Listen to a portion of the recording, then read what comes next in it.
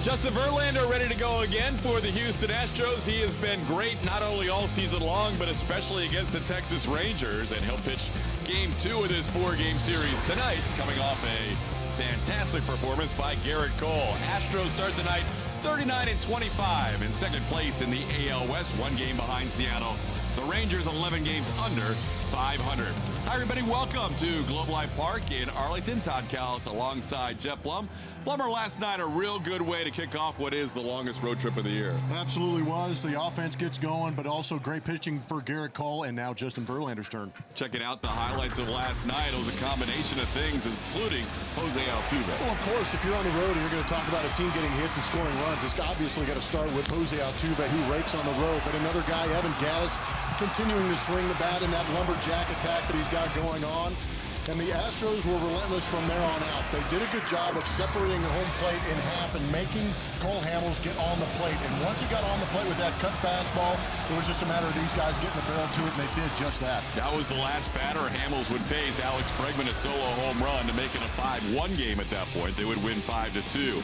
And going back to the beginning of last year, the numbers for the Astros on the road just dominate the rest of baseball. Yeah, it's absolutely insane, and it's interesting that the records of the Nationals are that close, because considering the numbers on the left-hand side are that egregious as far as runs scored, batting average, slugging, and on-base percentage, it's remarkable that they didn't go out there and win plenty more ball games, but now they've got the pitching to back it up. Over 100 runs more than the next closest team, and tonight they just want a little bit of run support because Justin Verlander is on the mound, and he is the subject of our pitching performance powered by Kubota.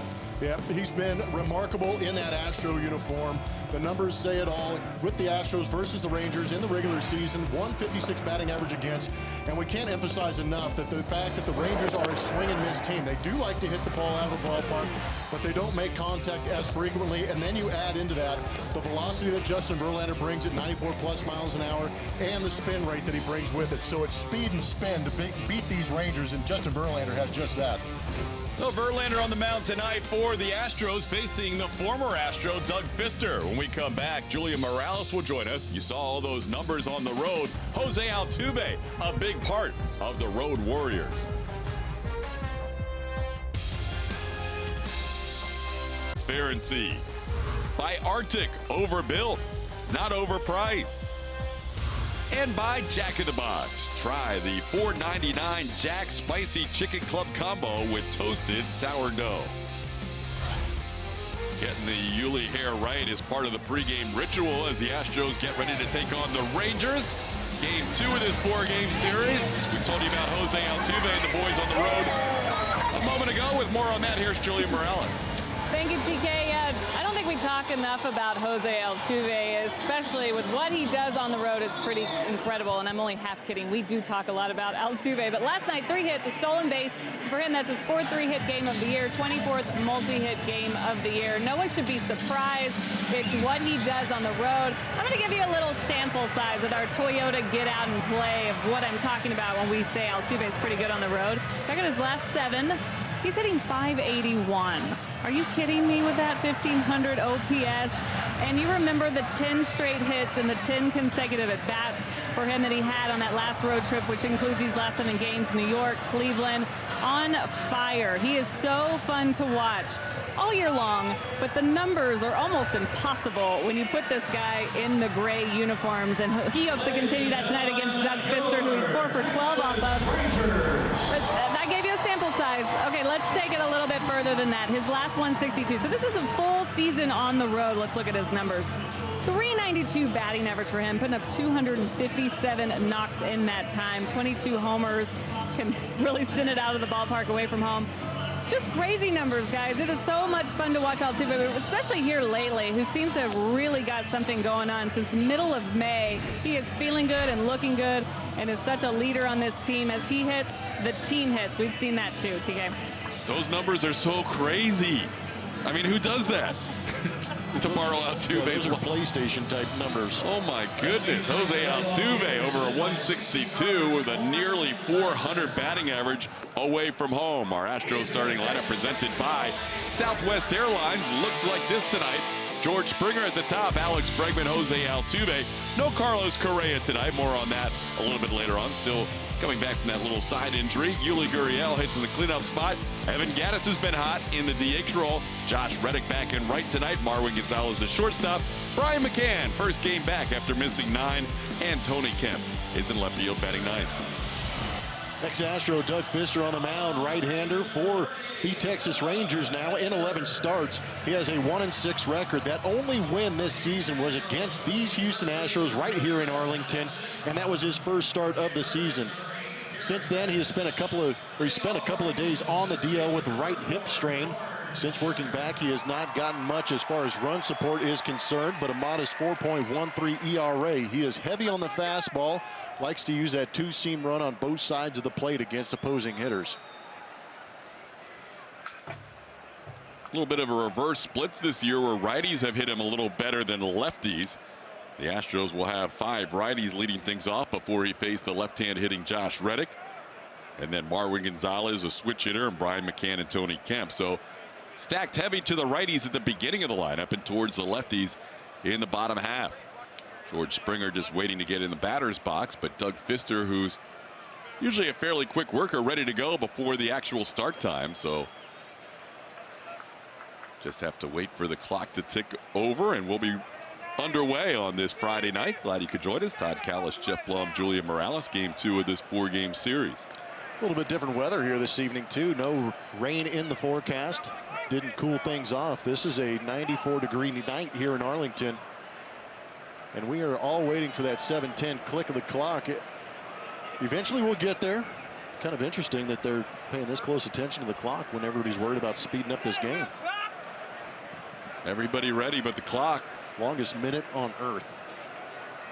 Ryan Blakeney, the home plate umpire. Sam Holbrook, the crew chief.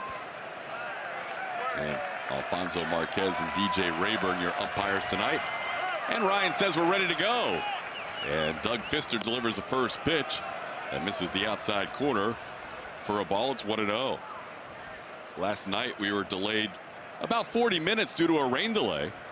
And tonight about 60 seconds due to a clock delay. Springer with a count of 1-1.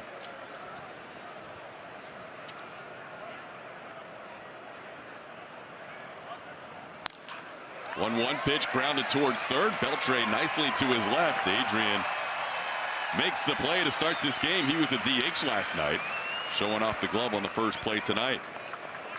Speaking of defense, here is how the Rangers line things up defensively, presented by Xfinity. Beltre and Profar the left side of the infield. Rougned Odor and Ronald Guzman on the right side. Joey Gallo back in left field, where he has played more often than center, where he was last night. Delano Shields, a very good center fielder. Nomar Mazara in right, and Robinson Chirinos behind the plate. Fister delivers a strike to Alex Bregman at the knees on the outside corner. Alex riding a 6-game hitting streak coming in, adding .320 during that time and an OPS of .970.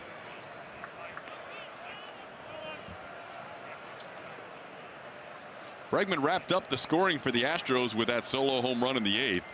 Final batter Cole Hamels would face. He's down in the count here, 1-2 to Fister.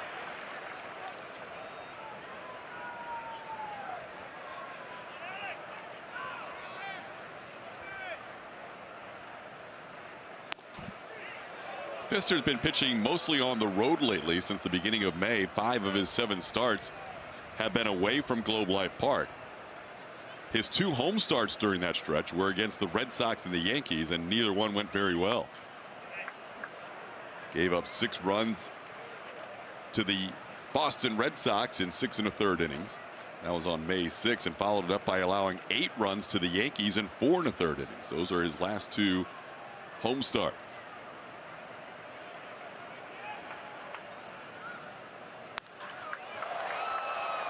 Bregman sends one to center field. DeShields makes the play for out number 2.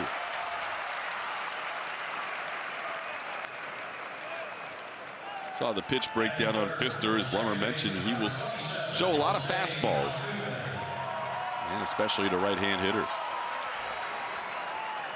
Another guy that's not going to light up the radar gun, averaging 88.5 miles an hour on his fastball, but he will throw that arm side run fastball to the outside corner to righties and inside.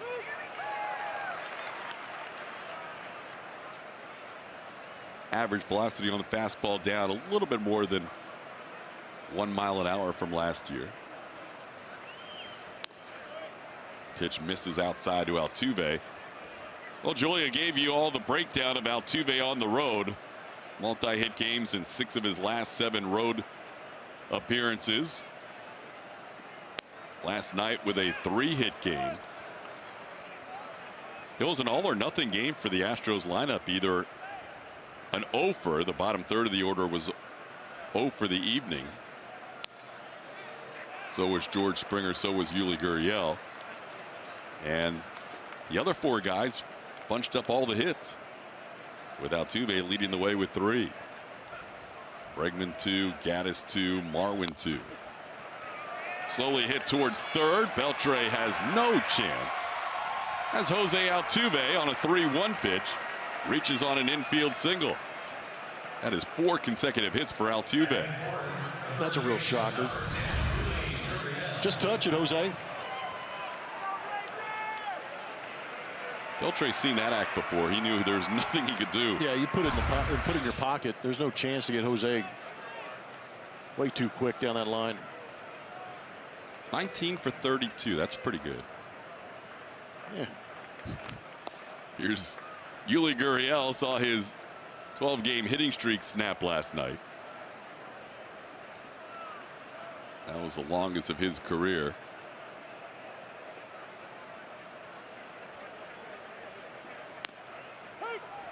Takes a called strike.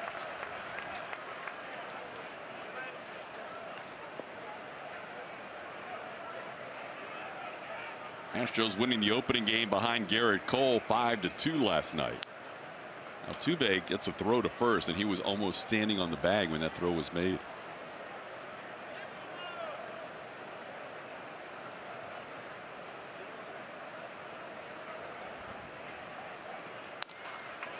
Ground ball towards second. Right there is Odor. Makes the play on Gurriel, and the Astros out in the first. 1 hit, 1 man left on base.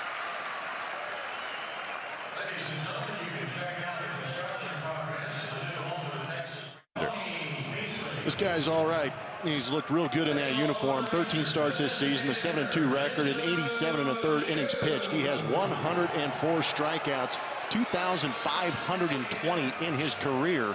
He is 5-1 on the road. Talking about all that Jose Altuve raking on the road. How about the pitching of Justin Verlander, a .44 ERA. Tonight is career start number 399 for Verlander. Only 2 active pitchers have more than 400 starts. Bartolo Colon of the Rangers and CC Sabathia of the Yankees. First pitch swinging is Chu, and sends one deep to center field. Springer watches, and this is gone.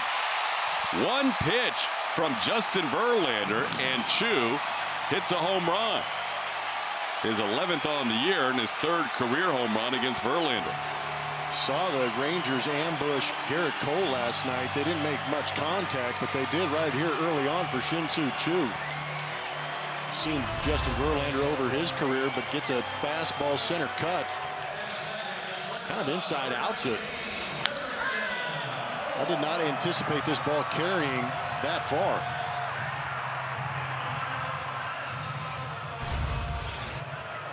On 1 pitch, that matches the most runs that Verlander's allowed against the Rangers in his 3 previous starts this year. Gave up 1 in his last start on May 11th, 1 the start before in 8 innings on April 15th, and then shut him out for 6 innings on opening day here. There's a called strike to Jurickson Profar. It's 1-1. We did not envision that start. Nope. Saw Garrett Cole have a start like that where he gave up a home run early, and that was pretty much it the rest of the way. So Justin Verlander has the potential to do the same thing. Ahead here, 1-2. Just even crazier to see it happen on a fastball. This team right here, the Texas Rangers, do not hit the fastball very well. They are 28th in all of baseball average against 94 plus.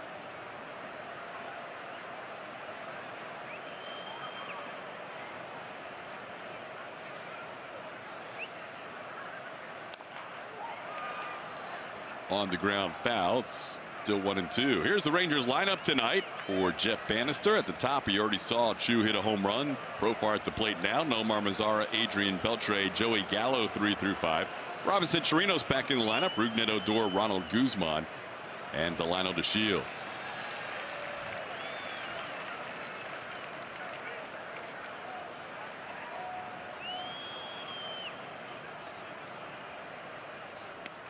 One-two pitches upstairs. Verlander working once again with his compadre Brian McCann just off the DL. Good timing for McCann as he gets to catch a guy he caught every game last year in his postseason or regular season starts.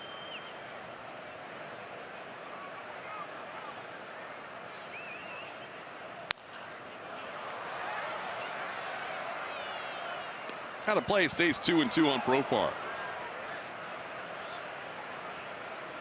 Verlander pitching for the second time in the month of June. He is the American League Pitcher of the Month for May. 5th time he's won that award. Pitching that Red Sox series on the 2nd of June. Ooh, good breaking ball. Strikeout number 1 for Verlander. Profar goes down swinging, and there's 1 out in the 1st. Good job by JV. Some of those pitches up in the zone are that fastball, opening up that down and in a little bit. Good put away pitch on our Mattress Firm Supermo. You see the spin and direction of that pitch down and in. The swing over the top.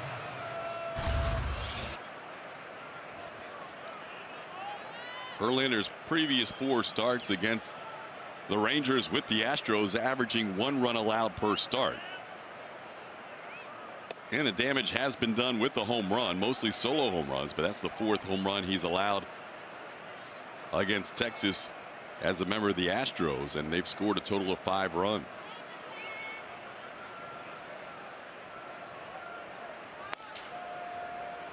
Pitch misses outside to Mazara. It's 2-0.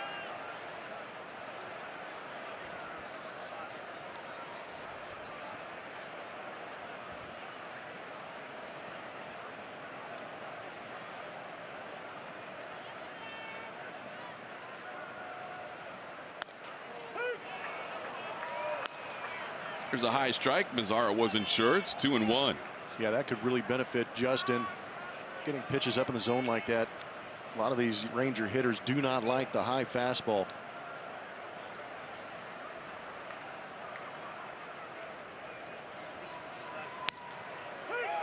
And another strike. It's 2-2. Verlander's other runs allowed on the road. 2 earned runs coming into tonight. Start against Arizona, allowed a run, 1 earned run and 1 unearned run, and then the start at Yankee Stadium, a solo home run for his only other run allowed on the road before the Chu home run. Since the home run, though, he's come back and picked up a couple of swinging strikeouts, getting Mazara after Profar. It's that power slider down.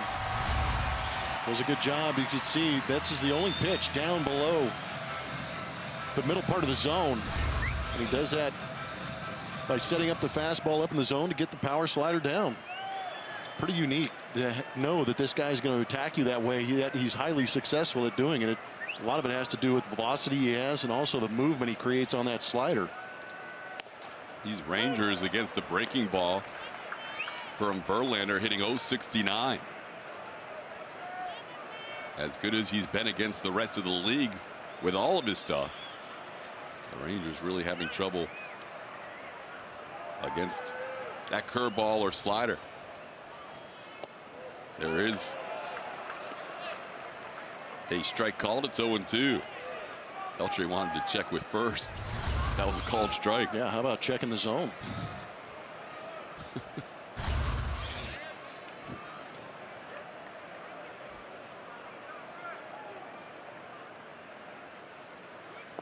And he goes down swinging. Verlander, 3 consecutive strikeouts after a leadoff home run as he gets Profar, Mazara, and Beltre swinging.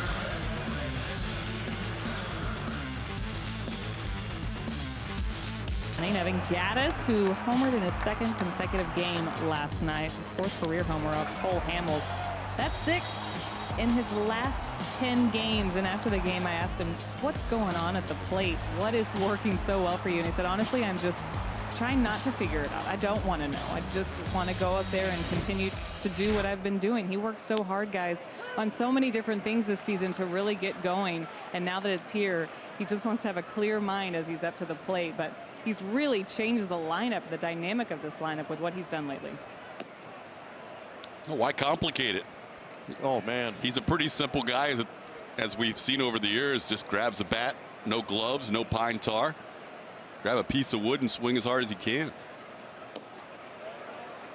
But he's been fun to watch. No, he has been fun to watch. And, you know, you can be the smartest guy in the world. If you got too much information up there, you're going to slow things down a little bit trying to make sense of it all. But he has definitely simplified and gotten better. See ball, hit ball.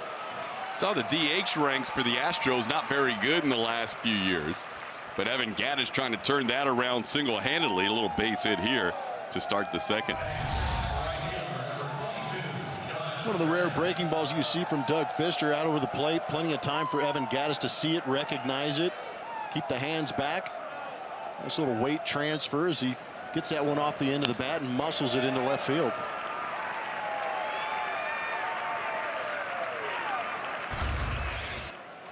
That'll bring up Josh Reddick. Heard a few woos here in Arlington. Astros fans in attendance tonight at Globe Life Park as Reddick takes one inside for a ball, 1-0.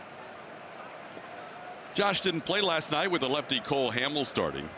He went 1 for 4 in his return from the DL on Wednesday against Seattle. And he hits one hard, but he hooks it foul and bounces into the crowd.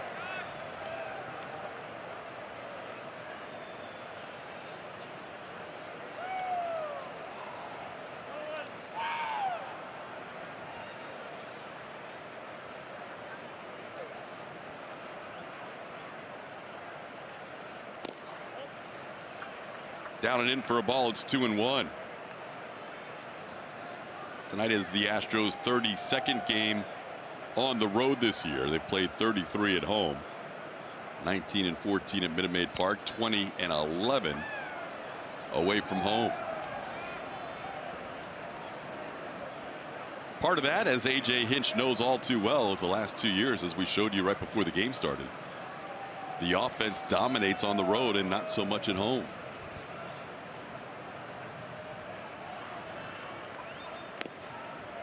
Fister misses with the 2-2 pitch, and now Reddick has a full count.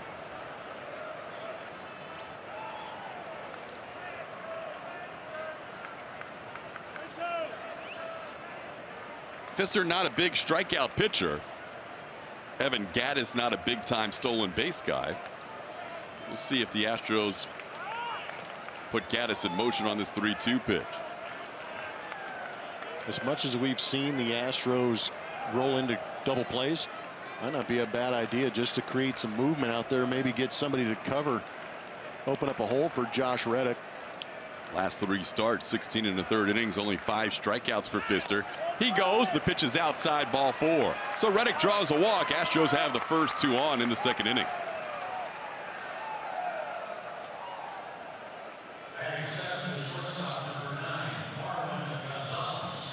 That'll bring up Marwin Gonzalez. This wouldn't be a bad time for Marwin to pick up his first hit against Doug Fister. He's 0 for 12 in his career with a couple of strikeouts. Lately, Marwin hitting well his last 8 games.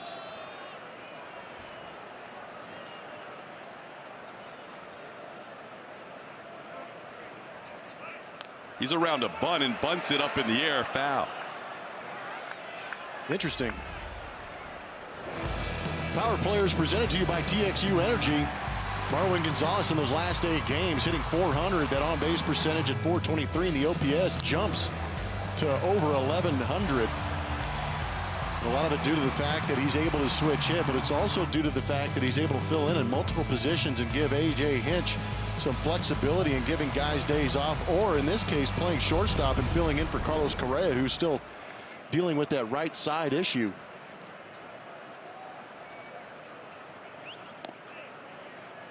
Marwin probably realizes his former teammate Doug Fister's had the better of him through their career. So around the bunt, his first pitch. There's good evidence on him being able to play everywhere. Second start at shortstop tonight, mostly in left field and first base. And not just filling in a defensive spot when he plays those positions. Yeah, he is above average at all those positions. It was pretty amazing. I'm sure that he didn't realize when he was coming up through the minor leagues and playing the first couple of years in the big leagues that he'd be in the World Series playing left field. Natural middle infielder by trade, but the athleticism and the arm to be able to travel all over this ballpark and make some plays. Down on the count here, 1-2. Takes one in from Pfister. It's 2-2.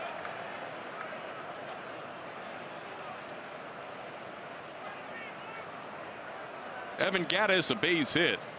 Josh Reddick, a walk. 2 on, nobody out. In the second inning with the Astros down 1-0.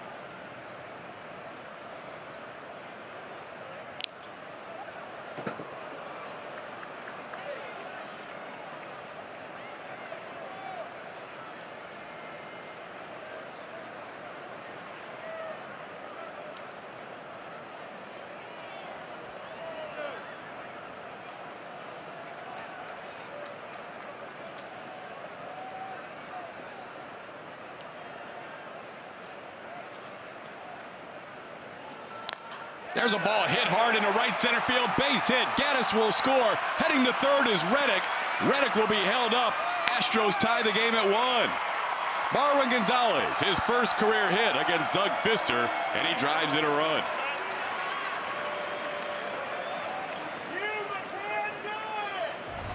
Is it too obvious if I say it's just a matter of time before Marwin gets that base hit? Well, that was a good piece of hitting. Pfister wanted that fastball down and away, but that was right in that sweet spot for a guy like Marwin Gonzalez, who hits the fastball well already, but stays back nicely on that sinker and just shoots it right back up the middle. And again, he is having a ton of opportunities with runners in scoring position, and he's starting to get some of those big hits. Now Brian McCann bats for the first time in close to 2 weeks. McCann missed 9 games due to a little right knee soreness. Good to see him back in the lineup in the number 8 spot as he takes one inside for a ball, 1-1. Right away, McCann with an opportunity to drive in a run. Infield back on the right side, although they're kind of in a tweener zone, maybe halfway, as Marwin checked it first. Ball on that right side, they'll have to determine in a hurry whether to come home or if they think they have a chance at a double play. Yeah, I really think that up the middle, if you can call both those guys up the middle, they're turning 2. The guys on the corner are going to take a peek home and see if they have a shot at Josh Reddick, because he still runs pretty well. And he gets really good secondary leads. He's got a big opportunity with Beltre playing off the back. Well, I was just going to say the same exact thing. That's a great shot. He can usually, if you're watching the third baseman, you get off that base as far as he gets off the base. High pop fly in the shallow center field. DeShields comes in. He'll have a play. Reddick will bluff a go, and he will stay at third. So McCann pops up for the first out of the second inning.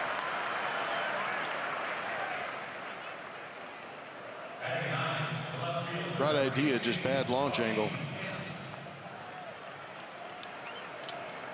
Now Tony Kemp will bat with first and third and 1 out. And this time the Rangers bring all the infielders in a little bit. The middle infielders are kind of halfway. 1 out, first and third. Tony Kemp at the plate. This is usually where we see a little bit of that bunt situation. If Tony Kemp does decide to lay one down, he can put one towards Ronald Guzman at first base, and it turns into a bit of a safety squeeze. Also a tough guy to turn 2 against, although we saw that in the game last night because he smashed one on one hop right to Ronald Guzman.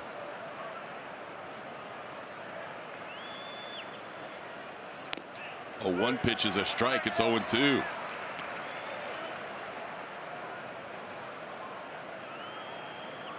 Astros tying the game on the Marwin Gonzalez RBI, his 30th run batted in of the year. But they're looking for more here.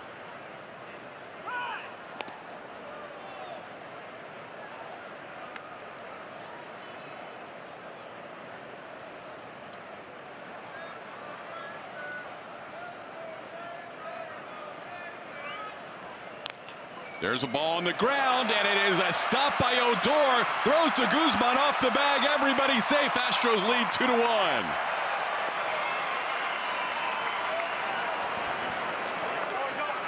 There's got to be a lot of emphasis when you're playing against the Texas Rangers to put that ball in play no matter what. Force that defense to make a play. Ruben Odor actually did make a very good play ranging to his left, but had to come up quick to try and get Tony Kemp. But check out Marwin Gonzalez. Marwin doing a little bit of a dance move. It might have been an easier play for him to go to second base, but it's tough as a fielder to recognize what that runner's doing as you try and lay out and make sure you get at least one. So a couple of large bodies meeting at first base. Pfister and Guzman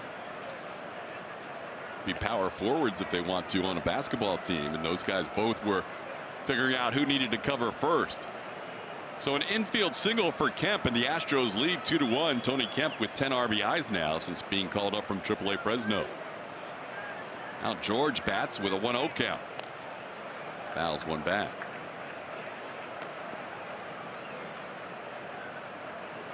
Astros bunching 3 hits and a walk in this inning.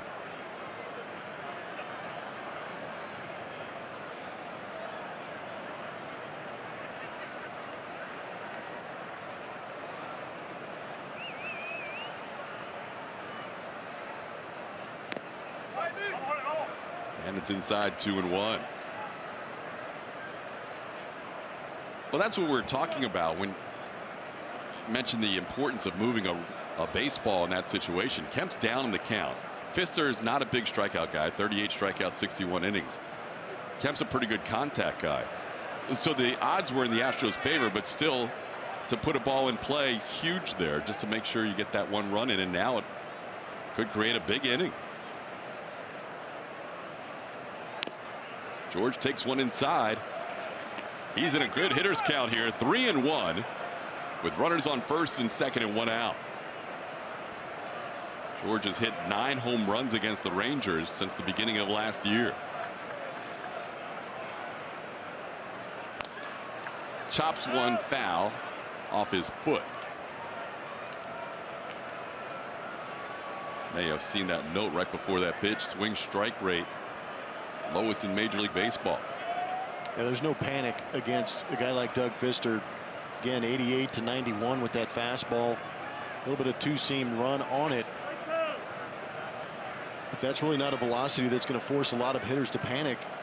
And as little as he throws his secondary pitches, it tells you he doesn't have much confidence to go get the swing and miss on those either.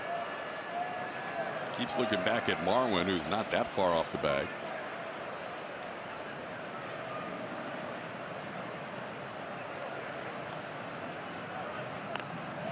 Got in on George's hands, and he just fought one off into the camera well. I think their authenticator just barehanded it and made a play on it. He's authenticating himself. Yeah, put himself in the book. That is a sinking fastball that gets all up in the kitchen of George Springer. And I know that George is trying to get that knob through early and try and create a little lag, but you got to get the barrel out there every once in a while. Here's a ball in the left field. Fair ball all the way to the wall. Marwin scores. Kemp being sent home. And he will score. George Springer with a 2 RBI double heading to third. He is safe. Astros lead 4-1.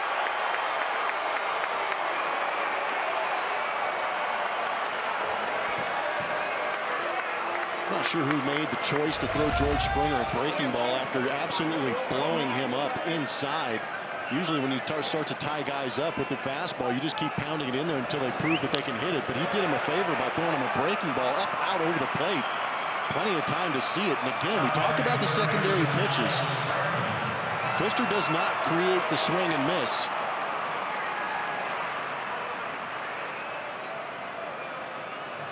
All smiles. With those 2 RBIs, George now ties Carlos Correa for the team lead with 39 runs batted in. And the infield comes in with Alex Bregman batting. Runner on third base and 1 out. Astros with a 4 spot in the second, looking for more.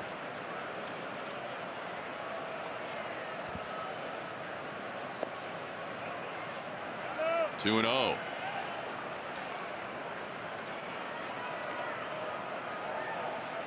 Here comes a little meeting at the mound with Doug Brocail, the pitching coach, running out there. You know, going back to the Springer at bat, and it's hard to play psychologist and know exactly what Doug Fister's thinking, but to me, when a pitcher is making that little inside move, looking at second base a couple of times, he knows he's down in the count to a very good hitter, and it's an uncomfortable time, and it's almost like it's a stall tactic, just kind of resetting the clock. But he had to make a tough 3-1 pitch. He got in on George a couple of times there. You saw all those pitches inside, but then you're right, that 3-2 pitch was not a wise one. It wasn't. And when you're in the, say you're in the Houston Astros dugout and you see the opposing pitcher, you know he's on the ropes, and you know how good your offense is against a guy who doesn't have a lot of strikeout type stuff, and you see him spinning towards second base, we would immediately scream wrong way. Ground ball. They're going to hang up George here. Contact play was on, and George is caught in between third and home. He's tagged out. Bregman going for second. This will be a double play. In an inning that went very well for the Astros, the Rangers end it with a double play, getting Springer between third and home, and Bregman trying to get to second.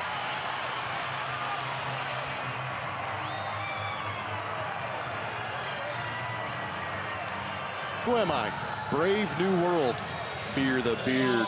Metroplex. If you know who that Astro is, you know you need to tweet your answer to @ATTSportsNetSW. And if you think you're right, you're going to have to continue to watch this game until we get back to naming that Astro, brought to you by Nissan. Wait a minute. You got this? No chance. Unless it's too obvious. No chance. I'm taking the under. We'll see. The track record is not very good. Here's Joey Gallo leading off. Bottom half of the second inning. Astros putting 4 up in the top half. Justin Verlander is thinking, what just happened? When he was pitcher of the month in May, Astros average scoring 2 runs per start for him. And that's why the team was 3-3 despite gaudy numbers, winning AL pitcher of the month as Gallo fouls one away. It's 0-2. Gallo 1 for 17 in his career against Verlander. Ooh, like those ranks. Yeah, there's a lot of that going on for Justin Verlander. We had to pick on him a little bit with the strikeout percentage, but still in the top 10. Struck out 3 in the first inning. 4 infielders on the right side.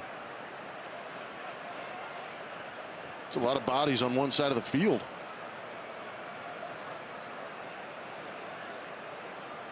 You know AJ loves this, right? Oh, yeah. He just says Gallo will not hit a ground ball to the left side, and if he does, it's there for him. Spins a breaking ball inside. It's 2-2. Yeah, we can go on and on and on about Verlander and what he's done this season, what he's done in his whole Astros career, including the postseason or just regular season starts. It's all off the charts. It's becoming legendary. Swing and a miss. The breaking ball gets Gallo. 4 consecutive strikeouts for Justin Verlander.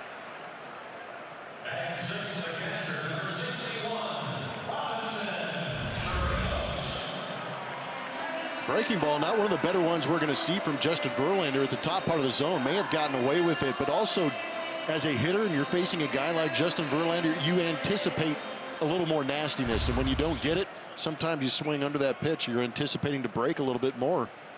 Advantage Justin. Here's Robinson Chirinos. There's one guy in the lineup that Verlander has not had a lot of success against. It is this guy. Chirinos 4 for 11, including a couple of home runs. Justin, last 2 times pitching against Texas, has had 0 run support and 1 run of support. And tonight, working with a 4-1 lead.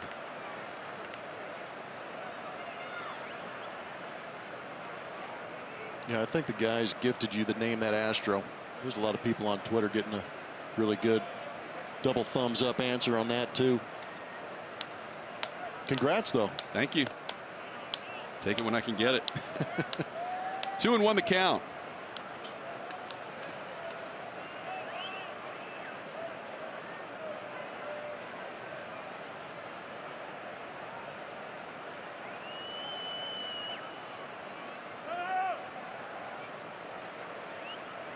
Verlander was locked into that duel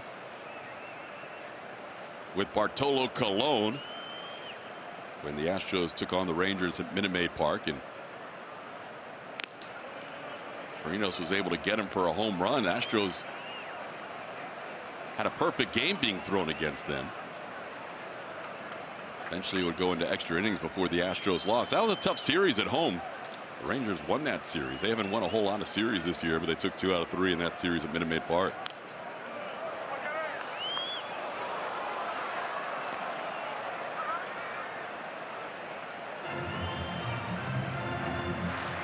This game on April 15th. There is Big Sexy. Tied Juan Marichal for the all-time wins list for a Dominican-born player. He will get to hit in his next start. It's always entertaining. Is that game going to be home? They play the Dodgers next as Chirinos swings and misses. That is 5 in a row for Verlander. Come out to the ballpark for Astros baseball on Friday Night Fireworks, presented by Occidental Petroleum. 2 weeks from tonight, the best fireworks show in town will be synced to superhero songs. Visit astros.com/Friday nights for tickets.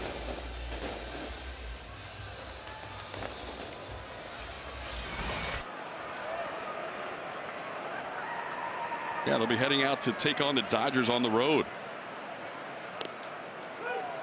Bartolo gets to hit in that game on Tuesday. Here's Rougned Odor.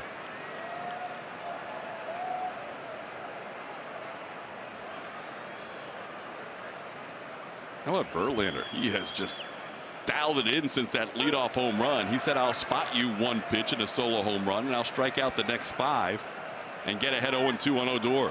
Yeah, I think Chu poked the bear.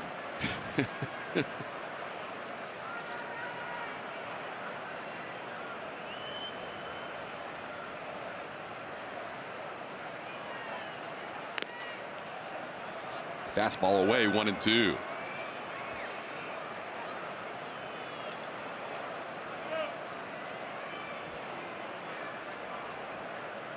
Twice as an Astro in 4 starts, Verlander has struck out 11 Rangers.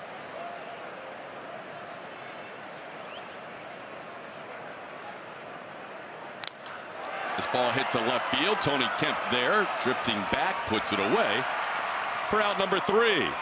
5 straight strikeouts and a fly out to left to end the second.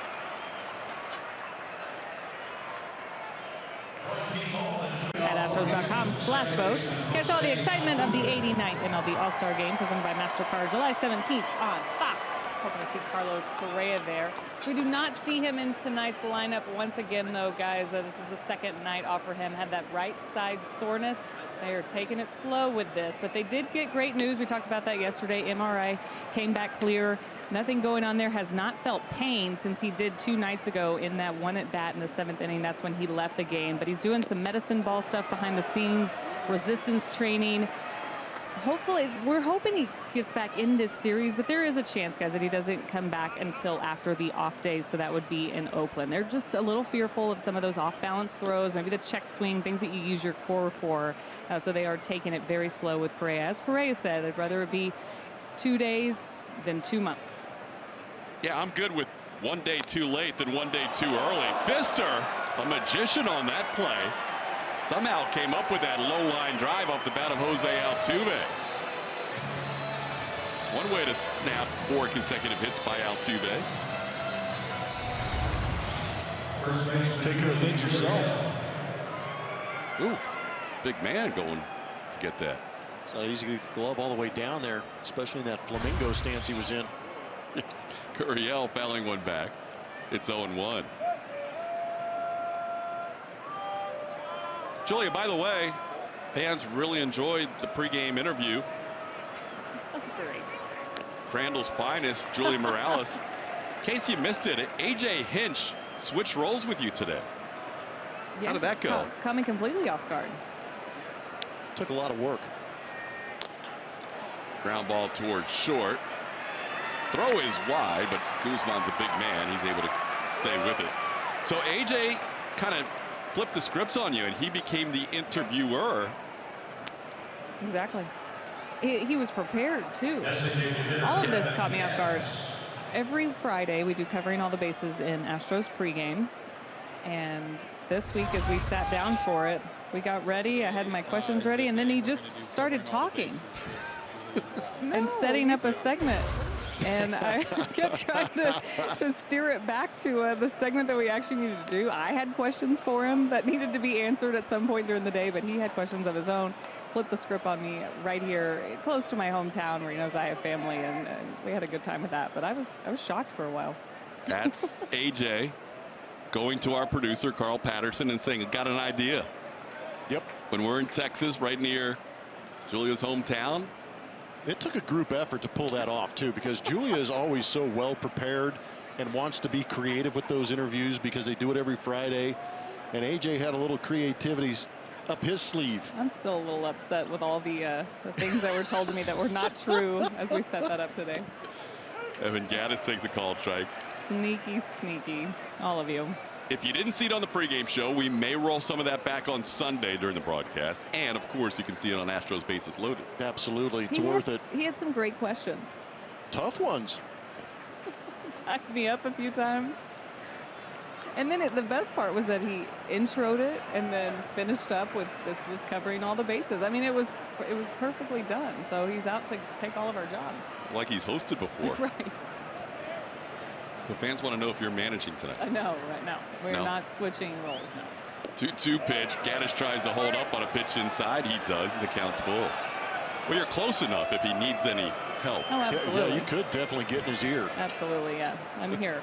And if you really want to mess with him, just say, hey, Blummer said to do this. So you don't have to take all the heat. You can say Blummer said.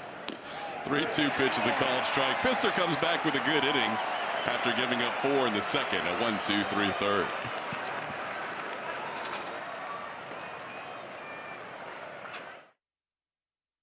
At ATT Sportsnet SW on Twitter, which all-time great pitcher, this is non-Astros, would you love to see face off against the Astros' Justin Verlander?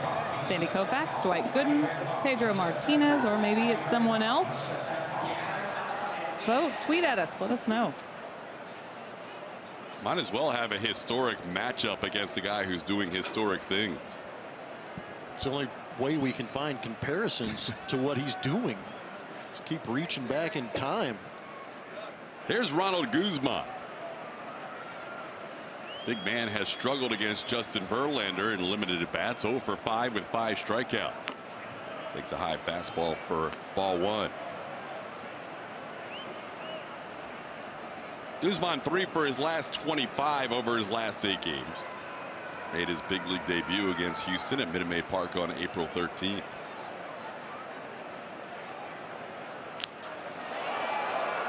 Breaking ball smashed foul into the upper deck. It's 1-1. It'll be Guzman, Delino to Shields, and then the top of the order, Shin-Soo Choo. Choo with an opening home run on the first pitch thrown by Verlander tonight. Since then, 5 strikeouts.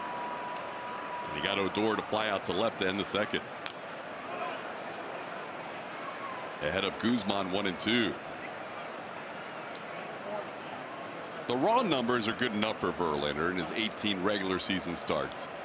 5 last year, 13 this year, 12-2 with a 1.19 ERA. When you dig a little deeper, that's when you realize just how impressive this run has been. Here's a ball towards left. Long run for Kemp. Bregman also over there. Kemp a sliding catch, and he makes it for out number 1.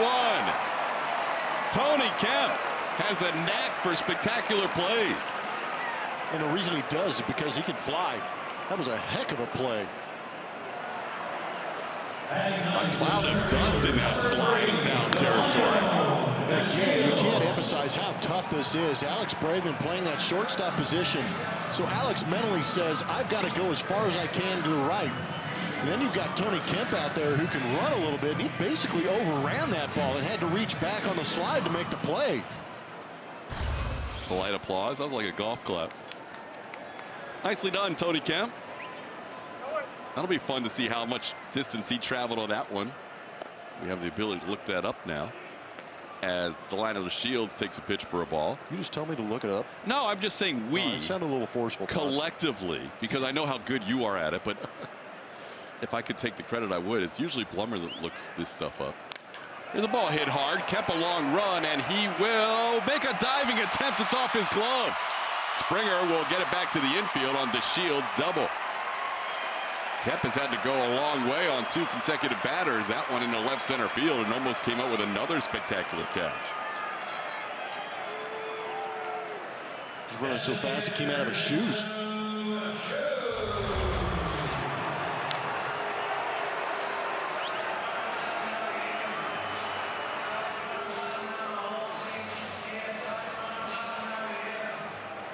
Almost. Pretty impressive stuff. Just getting back up in a hurry, too, after that diving effort. George Springer was there to throw the ball back in, making sure DeShields didn't get to third. Now here's Chu. Homer on the first pitch he saw tonight. And Verlander delivers a strike. Yeah, Tony Kemp was flying on that ball he caught. He was going 28.8 feet per second. Covered 121 feet in 6 seconds. Woo! 40-yard dash. Floating.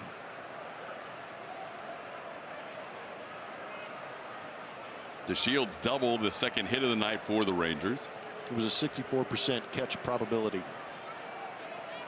I think the hang time kind of affected that a little bit. 1-1 the count. Chu came in with a 176 career batting average against Verlander. That included a couple of home runs and also 33 strikeouts and 75 at bats.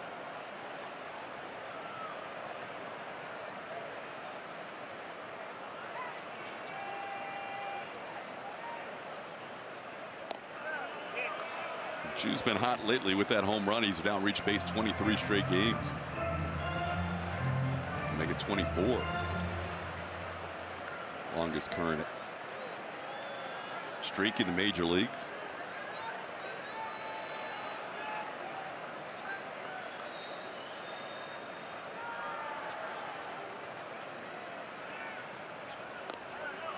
Strike called, 2-2. Fastball he hit out was a 93-mile-an-hour fastball. He threw that last one at 96.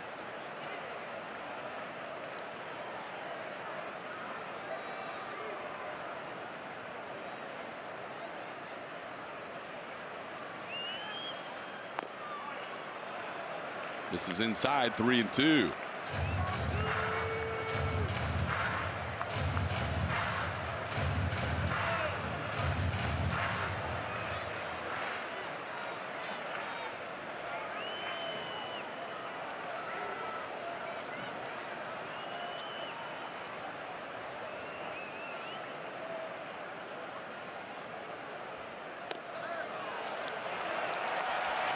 Lost him up. Chu draws a walk. The Rangers are up first and second now with 1 out. The MD Anderson strike zone kind of showed you that he was all over the edges of that, unable to get some of the calls.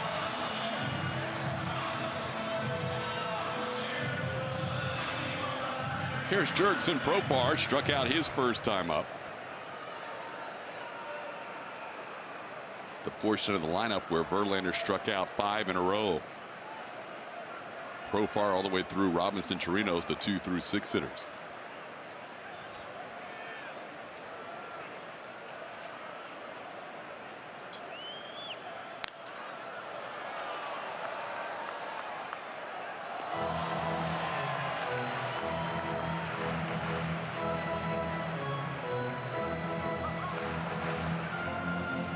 Velocity is the issue for the Texas Rangers. 94 plus. They're hitting 208. It's just interesting to me to see that the Rangers are not very good at hitting the fastball, because typically teams that can go out there and drive baseballs out of the ballpark usually do it on the fastball. They like to ambush it early in counts. They like to sit on it and usually swing and miss at the breaking balls. This one lofted into left. Easy play for Kemp as he comes in. Puts it away for out number 2. Profar retired.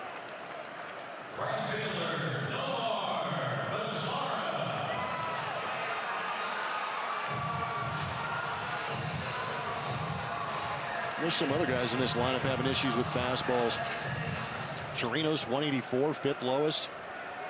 Joey Gallo has tough time with velocity. That 94 plus, that's when guys start to reach into that high velocity, 167. And then the curveball on top of it. That's not a good combination. So if you've got speed and spin like a Justin Verlander, you're going to have some problems. And those are your home run hitters. I mean, Gallo 17, Mazara 14. Chirinos has 8. But not a very good average against the fastball. Mazara down to the count 0-1.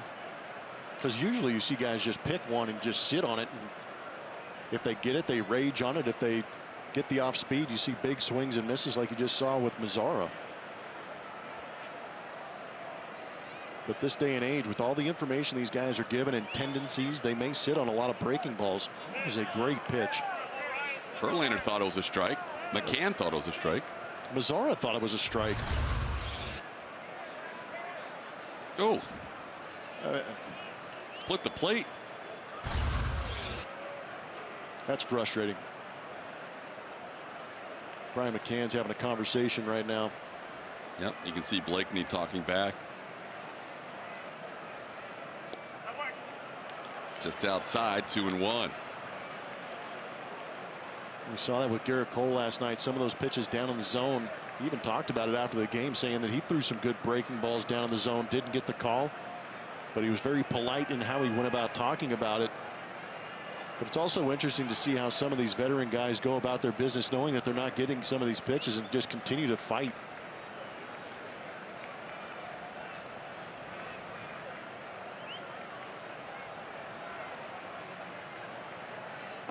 Trying to hold up. He goes around. It's 2-2.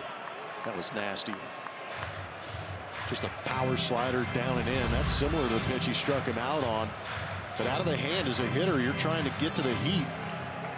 And by the time you recognize it's not, it's breaking down out of the zone.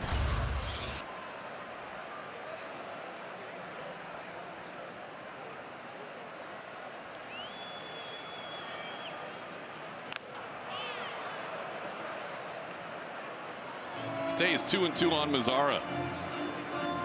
Longer inning here for Justin Verlander. McCann will go out to have a little discussion with him. Warm night in Arlington. Verlander normally around 15 pitches an inning, 15.1 to be exact, which is the lowest of his career. Tonight he's going to be at 17 pitches per inning if he gets out of this inning with the next one.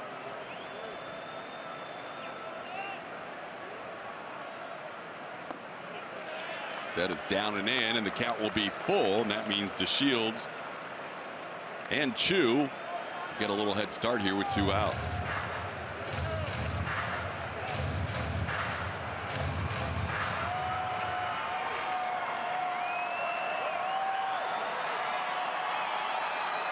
Pretty big pitch early on for Verlander. Ground ball, base hit into right field. DeShields will score. Reddick cuts it off. Chu is being waved home. And Josh couldn't quite find the handle on it. 2 RBI double for Nomar Mazara.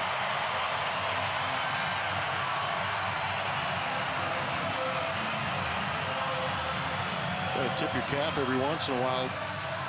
Although earlier in the count, Justin probably should have been ahead 0-2. Instead, he had to fight through this AB, and that slider kind of flattened out a little bit and stayed in the zone. That's what allowed Mazara to get the barrel to it and rake it in between Yuli Gurriel and Jose Altuve, who was playing plenty deep. And then in the attempt to slide, Some issues out there for Josh Reddick, getting the baseball back in, allowed Chu to score. That's where getting to 3-2 really hurt. Now Beltre, who has good numbers against Verlander, fouls one back.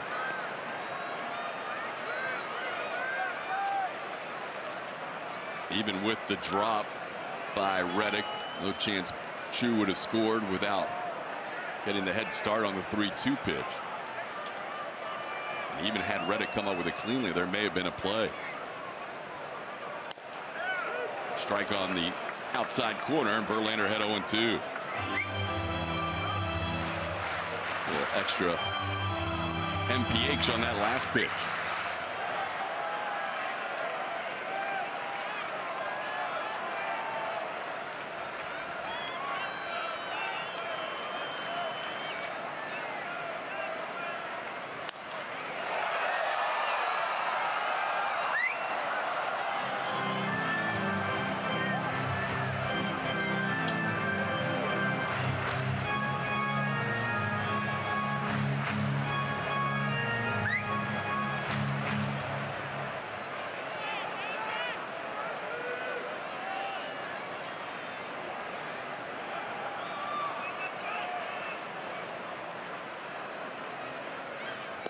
Swing and a miss. Verlander gets Beltre to end the inning, but the Rangers make it a one-run game on the Mazara 2-out, 2 RBI doubles, 4-3.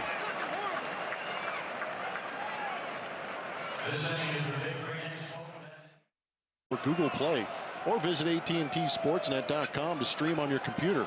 Log in with your cable account and you're all set. Available for those with the AT&T Sportsnet in their TV subscription. Blackouts and restrictions apply. Josh Reddick leads off the 4th inning. Astros now lead by a run. Reddick walked and scored a run his first time up. A rare night where Verlander allows 3 runs in a start. Only second time in his Astros career that has happened. As Reddick flies out to left field for the first out of the 4th. Verlander was not thrilled with the strike zone in that last at bat to Nomar Mazara. Rightfully so. There was a walk previously, the one to Shin-Soo Choo. He was all over the edges of that, didn't get one call. Here's Marwin Gonzalez. Marwin with a big RBI base hit to get the Astros rolling. He would go on to score 4 in that inning. Marwin's first career hit against Pfister.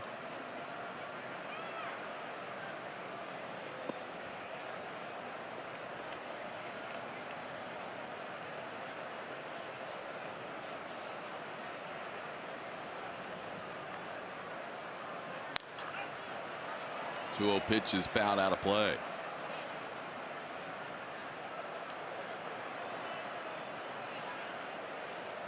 Astros last night winning 5-2. They lead the season series, the Silver Boot Series or Lone Star Series. Pick your choice. 7-4.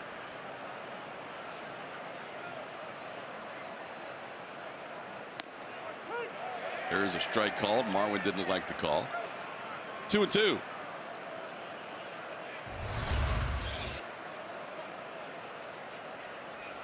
Fastball in the upper part of the zone.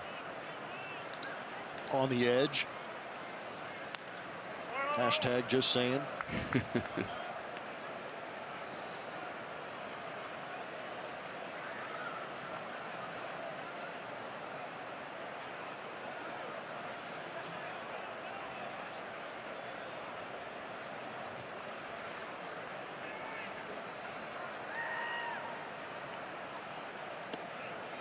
Called 3rd strike. Pfister chops in a curveball to get Marwin looking for out number 2. Second strikeout for Pfister. He's now retired 6 in a row. You got to be careful with Marwin. You got Carlos Correa back there. Man, oh man.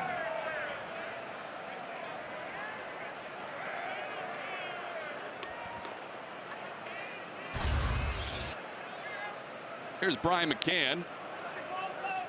McCann has a career home run against Pfister in 6 at bats. He's 2 for 6. Flied out to center his first time up, and he hooks one to right field towards the corner. Mazzara is there and makes the play for the final out. Pfister all of a sudden has retired 7 in a row. It's 4-3.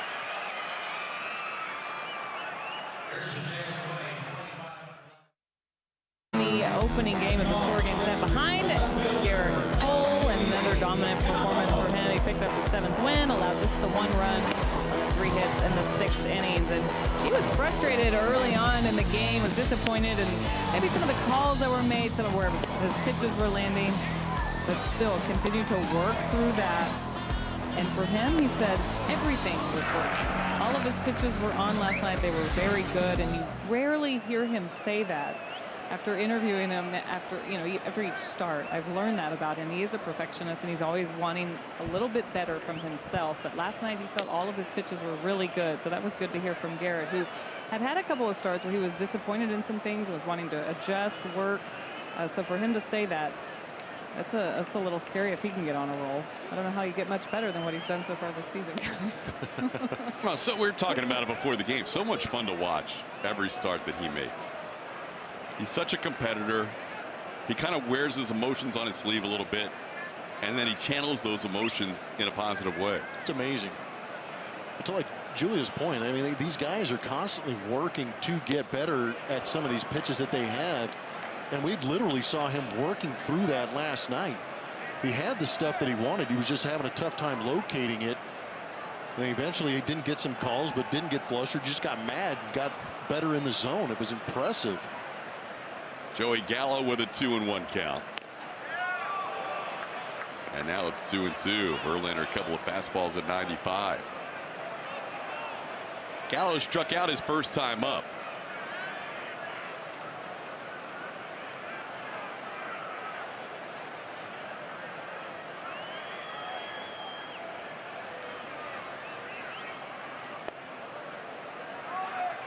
Counts 3-2.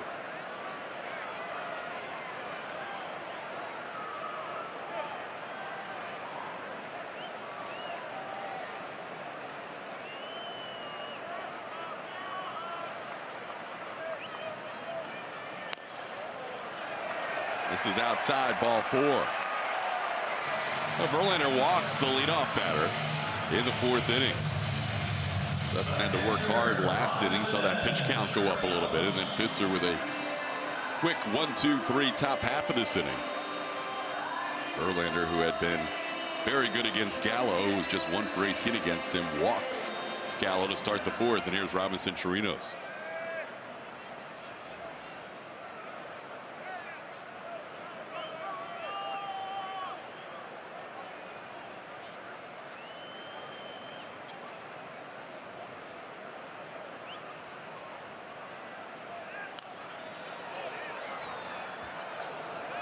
Tonight, Verlander's allowed more earned runs in this start, just 3 innings in, than he had on the road all season long. 6 road starts coming in, 2 earned runs. Tonight, 3 earned runs in 3 innings.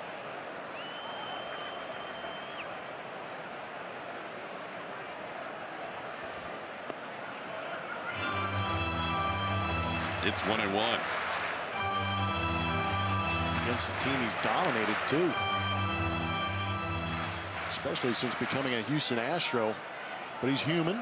He's going to continue to fight.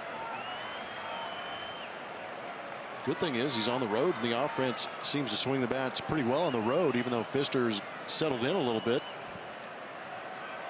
Only other time for Verlander in 19 starts as an Astro in the regular season that he allowed 3 runs or more was against the Orioles in his first home start this year. 4 runs, 3 earned in his shortest outing of the year. Just lasted 5 2/3 that night. Chirinos fouls one back. It's 1-2. You just said just 5 2/3. There's a lot of managers around the major leagues that would like to just have 5 2/3 out of a lot of their starters. Yeah, you almost anticipate minimum 6, usually 7, sometimes 8, and occasionally 9 when he's on the mound.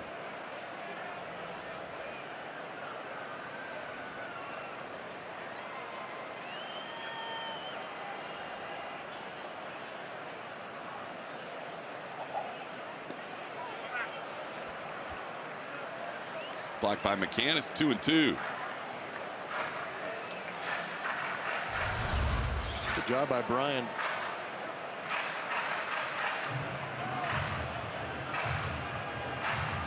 It's a lot of baseball behind home plate for Brian McCann. A lot of blocking over the years. The Astros using that 10-day DL to their advantage to keep Brian McCann fresh. Swing and a miss. Chirinos goes down for the second time. That's now 7 strikeouts for Verlander and 1 out in the 4th. League leaders are presented by Houston Methodist. Since the beginning of his Astros tenure, that 1.19 ERA coming into tonight, by far the best. Only Corey Kluber, the other pitcher, under 2. And those are just regular season numbers for those guys. If you take into account some of the postseason numbers, you actually create a little more separation between Justin Verlander and Corey Kluber. Saw in a recent article on SI.com, since joining the Astros, regular season starts, ERA plus number is 3.29. Could you explain that to me, Todd? Well, it's going to take a while. Because that is a massive number. 100 is average. Yes. 3.29 basically means, we're going to condense it down to its most common form. He's basically a little more than 3 times better than the average pitcher. And to put it in context, nobody else over a full season in their 30s has ever had a 300 ERA plus. The closest being Bob Gibson in his 30s with that 1968 season. Now tonight that number is going to unfortunately dip a little bit. And it could go right back there with another strong several outings from Justin Verlander. 1-0 the count to Rougned Odor. Fouls the breaking ball. It's 1-1. Still an amazing number. And right now he's passing all the peripheral tests. He's passing all the standard number tests. He's also passing the eye test. Everything we've seen from him this season has been absolutely dominant. Very possible we could be seeing the best of Justin Verlander at age 35.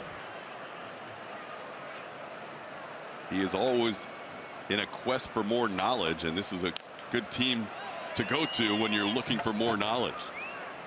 He has dived right into all the analytics. He is healthy. And we've had some write-in votes for Bob Gibson, including one from Michael. Rightfully so.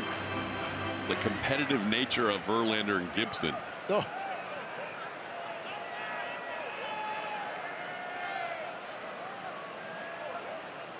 Five out of every 6 days, completely affable humans. That 6th day that they're going out there to pitch, forget it. They've got one thing on their mind. Got to know Tim McCarver a little bit over the years, and he would tell stories about he knew he had to go out to the mound every once in a while, but it was his least favorite moment in Major League Baseball when Gibson was out there. Yeah, I wonder how far he got out there before Bob Gibson just let him have an earful. Get to the cut of the grass and he's probably waving him off.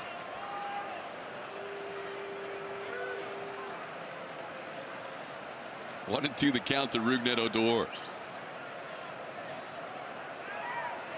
Swing and a miss. Odor goes down for strikeout number 8. So after a leadoff walk to Gallo, Verlander striking out Chirinos and Odor, 2 outs in the 4th. Great job, and I think that swing from Odor is league wide. Not to be picking on Rougned Odor, but a lot of guys in 2-strike counts are going down to that knee. They're still trying to do damage in 2-strike counts, and that's what Justin Verlander uses to his advantage. Yeah, we've mentioned it on previous broadcasts. The 2-strike approach is pretty much out the window now. Here's Ronald Guzman. Guzman sends one way up in the air, shallow right field. Josh Reddick camps under it, and he puts it away for the final out. Leadoff walk is stranded. We head to the 5th, still 4-3.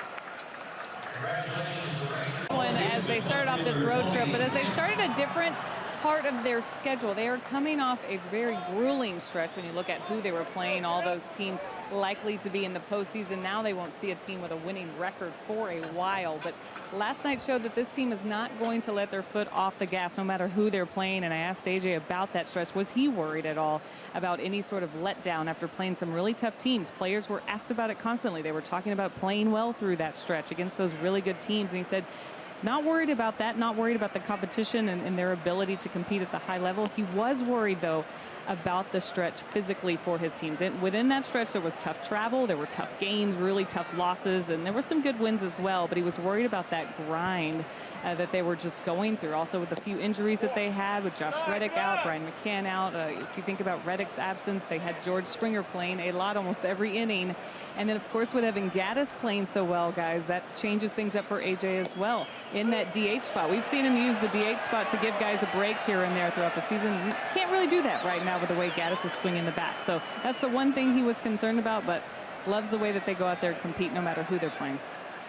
No, not only did they go through that stretch facing the other three teams in the ALDS in succession, Cleveland, New York, and Boston, but they did so without the benefit of an off day. As Julia mentioned, it was a grind. They came through all that. Okay, 5-6 during those 11 games, and they split a 2-game series with Seattle, who has been red hot lately. But that's a tough stretch for any team, and especially when you're traveling without an off day in the middle of there. Here's George Springer after a leadoff walk to Tony Kemp.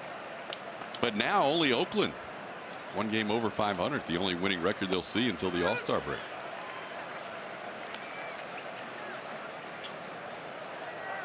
As a player, you go through those tough stretches. You battle, you fight, you grind, whatever the word is you want to talk about, getting through some of those tough pitching staffs. And then you find yourself on the other side. And I'm with AJ. I don't believe that these guys are going to have that mental lapse or that physical lapse. They're going to continue to go out there and battle because they know they can go out there and get some big numbers against some of these staffs that they're going to go out and find. It's like facing the ace. You just try and salvage a 1-for-3 or a 1-for-4 against an ace, and then you go out there against a 3-4-5 and try and put up some big numbers. George grounds one to Beltre, and they turn a double play. That is the 4th consecutive game the Astros have hit into at least 2 double plays. 9 in the last 4 games. Yeah, they got creative earlier in the game with George getting caught at third base and Bregman at second base. But right here, a traditional around the horn, third to second to first for another double play. 58 now on the season. We keep saying it's going to even out, but the other team hasn't hit into any double plays during this stretch. 9 double plays in 4 games as Bregman sends one deep to center field. DeShields on the move, still going back, looking up, gone! Alex Bregman, straight away center field. His 8th home run of the year, and the Astros lead this game 5-3. What could have been without that double play ahead of him. Alexander the Rake is getting it going here in Texas. Back-to-back games with the home run. Sitting on that fastball. 87, tailing right back out over that outer third. Allows Alex to get extended. And again, very quick to contact and then unloading through that to drive it out of center field. Watch how quickly he gets to contact. The foot is down and the barrel goes directly to contact point. The nose is down on it and drives through it. And that's creating a good launch angle when getting on plane. It's getting to that contact point and then releasing through that plane and driving that ball out. That was beautifully done. Those are side swings you could literally watch all day long. Ground ball toward third off the bat of Altuve. Beltre makes the play. Astros add to their lead on the Bregman home run. 7-game hitting streak now for Alex with 3 home runs in the mix, including this one to give the Astros a 2-run lead. The 5th inning, Astros leading the Rangers 5-3. Justin Verlander back out to work with a 2-run lead now, and he'll face Delino DeShields in the top of the order, Shin-Soo Choo and Jurickson Profar.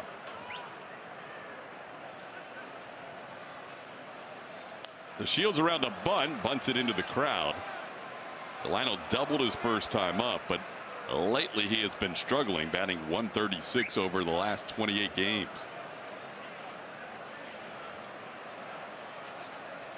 He did hit a double and came in to score on the 2-out, 2 RBI double by Nomar Mazara. That was the at bat that really frustrated Verlander. Felt like he should have been ahead of that count 0-2. Ended up getting it to a 3-2 count. Runners were off with 2 outs and scored 2. Pitch misses to the Shields. It's 1-1.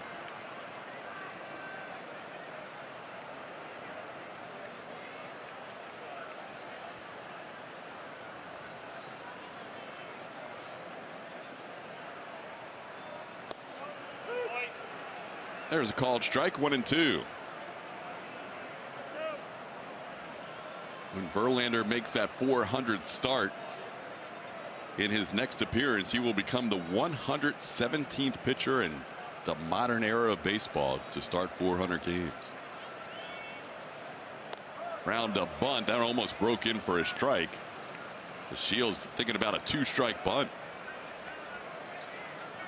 Alex is playing in too. He's not giving in with 2 strikes. Usually you see that third baseman back up a little bit, and Alex is now. But he's not exactly far. He might be trying to mess with him a little bit, creep in. Holds up, and it's 3-2.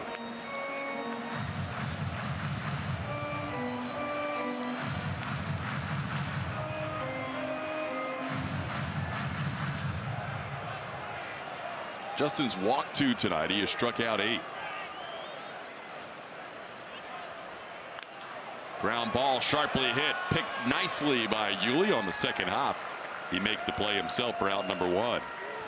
Every Tuesday night, Astros home games are Dollar Dog Nights presented by Nolan Ryan Beef. Enjoy all the dollar dogs you can eat while the Astros take on the Tampa Bay Rays June 19th. For tickets, visit astros.com/dollardogs or call 1-877-9-ASTROS.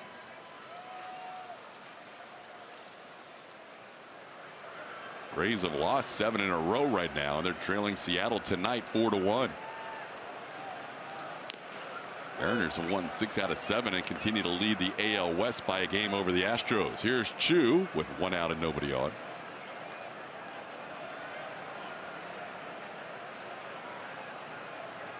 Chu hit the first pitch he saw tonight from Justin Verlander to lead off the bottom of the first for a home run over the wall and just left of straightaway center field. He also walked and scored a run.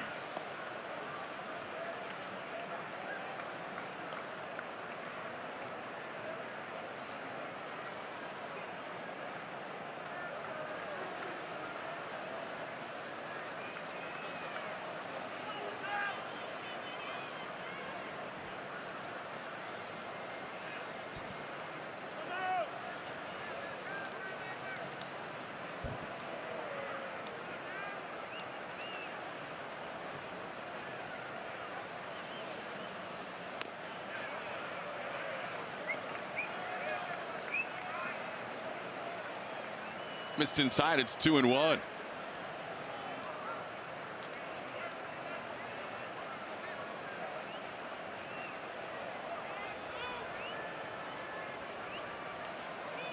Round a bunt with a shift on, and he finds some open grass. Verlander picks it up, but no throw. Chu is on for the 3rd time tonight. A home run, a bunt, and now a 1-out single. He also walked.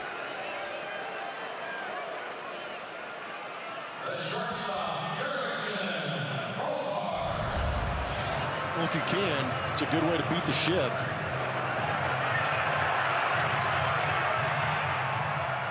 And teams that do employ the shift and have the shifts employed against them, they actually encourage that.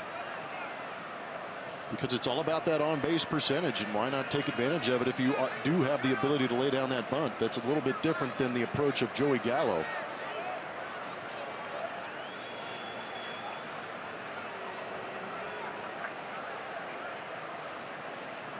Jurickson Profar, the batter.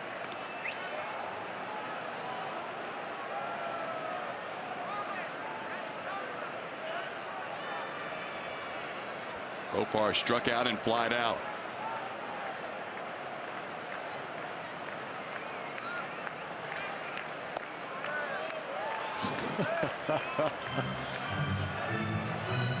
This might be to go out there and calm Justin down. That was another good breaking ball. It was not called.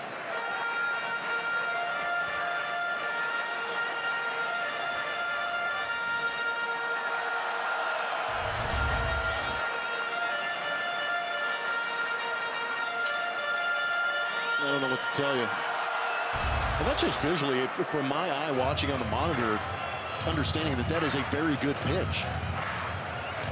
If you don't get that call, and we saw a couple against Garrett Cole that didn't go his way last night. If you don't get that call, the margin for error from a hanging breaking ball up in the zone to that pitch is reduced dramatically. If you don't get that call, now you have to come up a little bit, and there's not that much room before it becomes a very hittable breaking ball. Yeah, you're definitely doing the hitter a favor if you're forcing that pitch to be coming a little bit higher in the zone. Makes it much more hittable.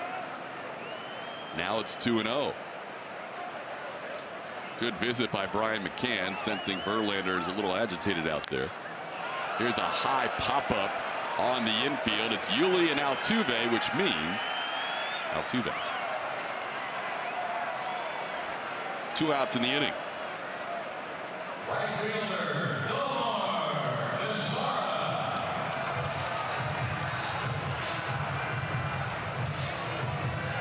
I'll bring up Nomar Mazara. He had the big hit for the Rangers in the 3rd inning, a 2-out, 2 RBI double. Made it a 1-run game at the time, 4-3.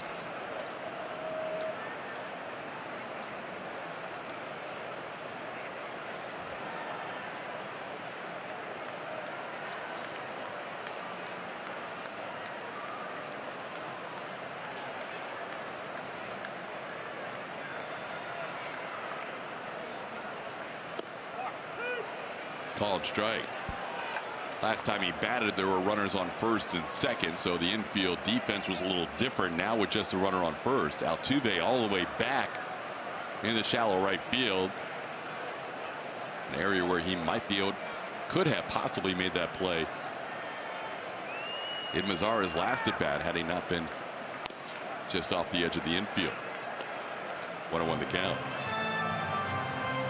See how deep Altuve is here, but with 1st and 2nd, you have to play for the possibility of a force out.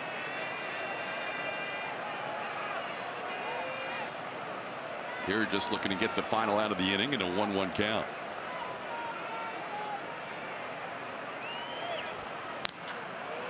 Ball hit the other way. It's 1-2.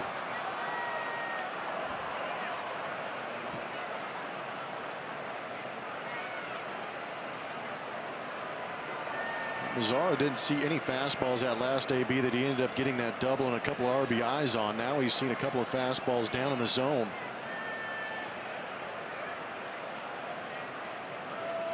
But we haven't seen the elevated fastball.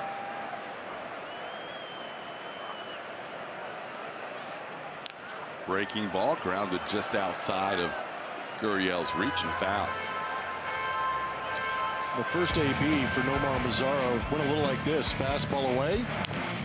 Again. And the elevated fastball actually got a call on the edge. Not the best slider in the planet, but eventually with a couple of pitches up in the zone, really threw that power slider down in a 2-strike count and got the chase from Nomar Mazara. That was a nice little sequence from Justin Verlander, trying to repeat the same thing here. Now with every pitch down, you wouldn't mind seeing a fastball up. And you get a swing just like that. That was an emergency hack.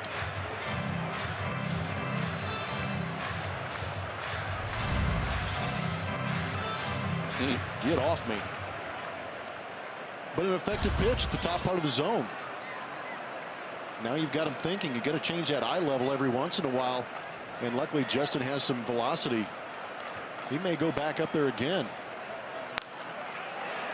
This one sliced the other way, foul. And that's that situation we talked about, like we were in the AB with George Springer, where we saw Pfister throw a lot of fastballs in, sinking, and George was jamming himself on those fastballs, and Pfister finally gave in and threw the breaking ball, and not a very good breaking ball at that, and it got raked down that left field line. Justin Verlander's a little bit different pitcher where he's got a very good fastball, can beat you up and go a couple times. And now he's got him to chase a couple of pitches up in the zone with the fastball. So the hands are swinging at 95. Does he throw the power slider? There it is. Bounces it. And for the second straight at bat, a good battle between Verlander and Mazzara. Last time Mazzara was able to get the count to 3-2 before the double. Rangers putting some pitches on JV tonight. He's up to 93.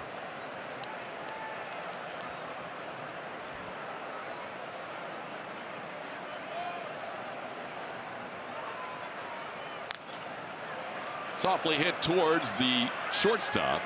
Marwin Gonzalez in the shift makes the play for the final out. He had to inning 6, 5-3 Houston. Store-wide sofa sale going on now. By Ram Trucks, built to serve. And by Shoppers John Deere, your local John Deere dealer with 8 area locations. Astros lead this game 5-3, heading to inning number 6. Rare night where Verlander's pitch count is a little higher than his opposition. Doug Fister starts the 6th inning with 85 pitches as Yuli Gurriel fouls one off and Doug Fister walks off the mound.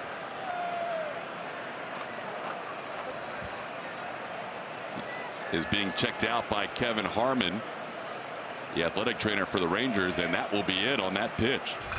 Wow. That right leg.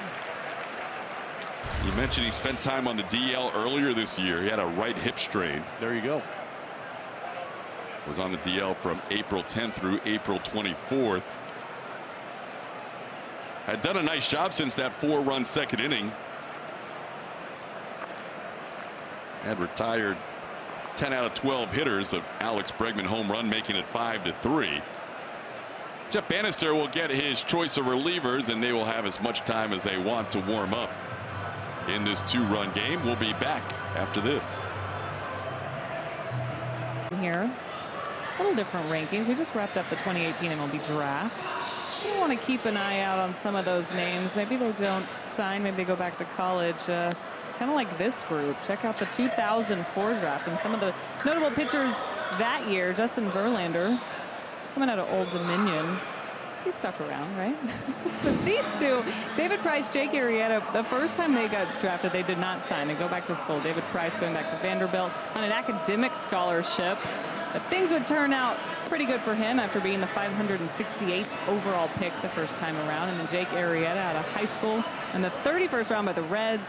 He would go to a couple of colleges, Weatherford and then TCU. Would get drafted a couple times, but then stuck. All these guys doing pretty good for themselves. And that 2004 draft, interesting, as Matt Bush was the #1 overall pick. We'll see him on the mound right here. But this just goes to show you never know what's going to happen. You never know where these guys' journeys end up going or how they end up in the big leagues. It's not always the first time around, guys. Not always the first time around, not always at the position where you're drafted. Matt Bush proving that. Yeah, speaking of journeys, this guy has taken a rather unique route to get back into the big leagues. I was with the San Diego Padres in 2005, and Kevin Towers the year before in 2004 drafted Matt Bush. They had high hopes for him to be the next shortstop. I was currently playing with Khalil Green at the time out of Clemson University, and I thought he was a phenomenal shortstop. But a lot of these drafts project a couple years out, and that's what they were looking for in Matt Bush. But some off-the-field issues, to say the least, kind of curtailed some immediate success, and he has worked himself back as a pitcher now for the Texas Rangers. Had as much time as he wanted to warm up, and he's good to go now with Yuli Gurriel. An 0-1 count. Doug Fister leaving the game after 1 pitch in the 6th inning. And Yuli, always aggressive, swings at the first pitch he sees from Matt Bush and grounds it foul. Bush started the year with the Rangers from opening day until April 24th. Sent to AAA Round Rock and now back since the 21st of May. Fly ball into shallow right field, coming on Mazzara. He'll get there for out number 1 in the 6th.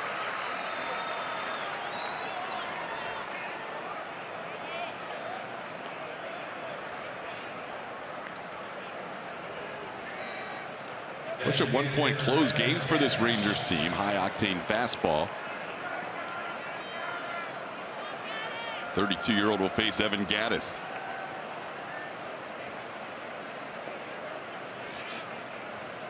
Gattis singled as the beginning of a 4-run second inning.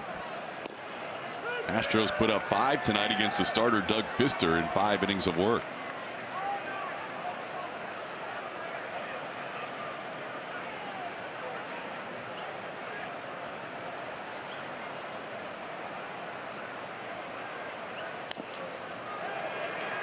Caught a piece of Chirinos. It's 0-2.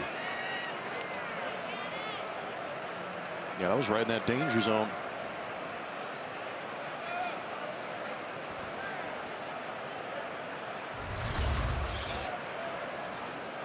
Ooh. Luckily catches the thigh. And the plate's clean, but Ryan Blakeney dusting off the plate. Now making sure. That could be a dual benefit for both guys that wear masks behind home plate. Just saying. Yeah, Chirinos isn't going to be working out on the thigh master after taking that foul tip.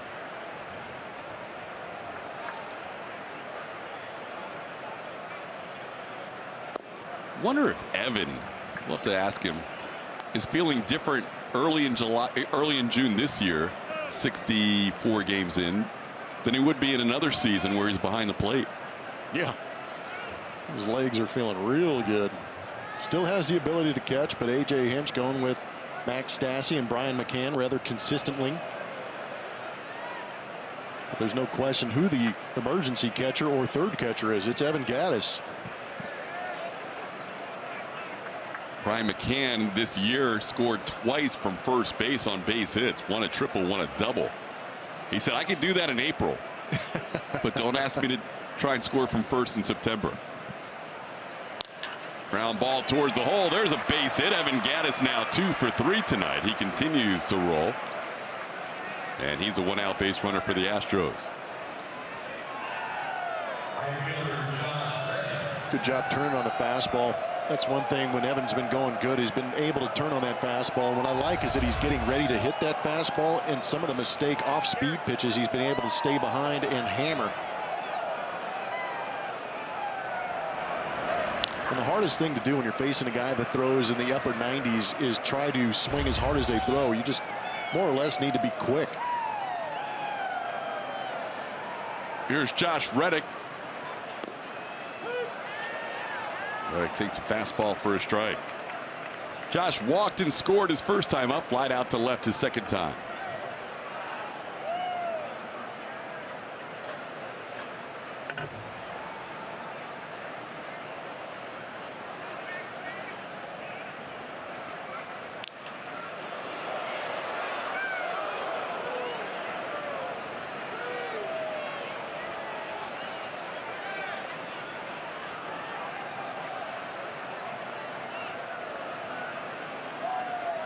Oh, and 2 the count.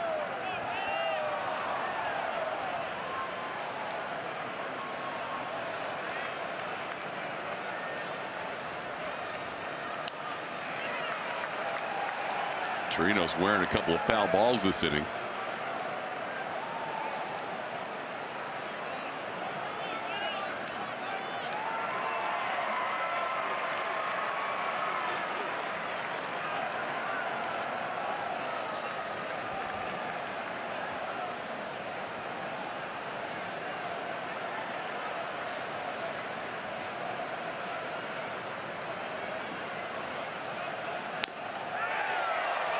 And Reddick goes down swinging.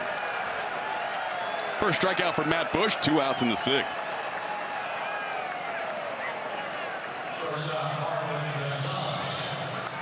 Here's Marwin. Marwin got the Astros going with an RBI single.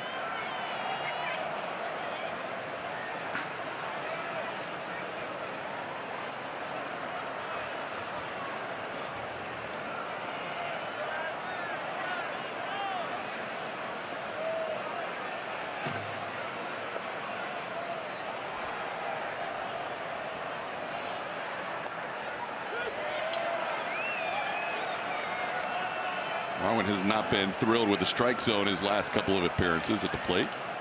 Was called out on a high strike his last time. Not to mention he's been playing shortstop behind Justin Verlander, seeing a lot of breaking balls down the zone not be called. Now he's down in the count 0-2.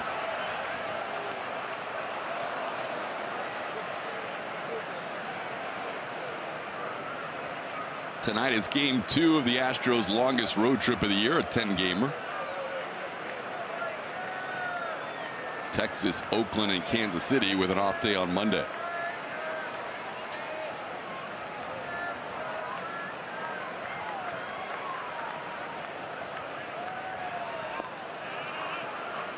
One and two the count.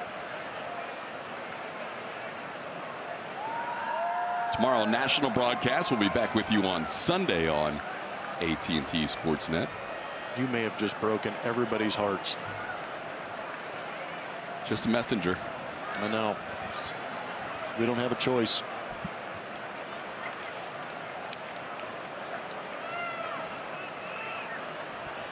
Tomorrow will be Charlie Morton against Mike Minor.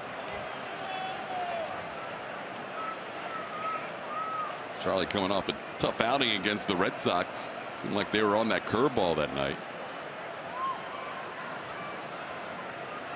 Tomorrow still 6:15. Okay. Just making sure everybody back home knows.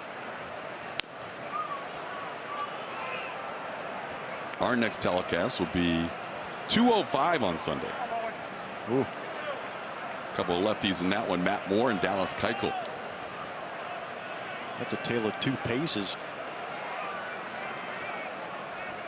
Keuchel likes to work quick. Matt Moore not so much. After falling behind, Marwin now with a full count.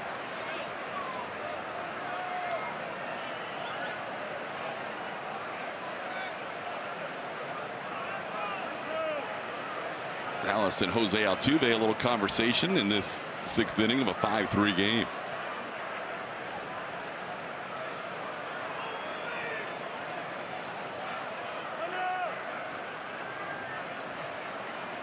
Speaking of pace. Yeah. Where is that wall? That Bush is not exactly working quickly coming out of the bullpen tonight.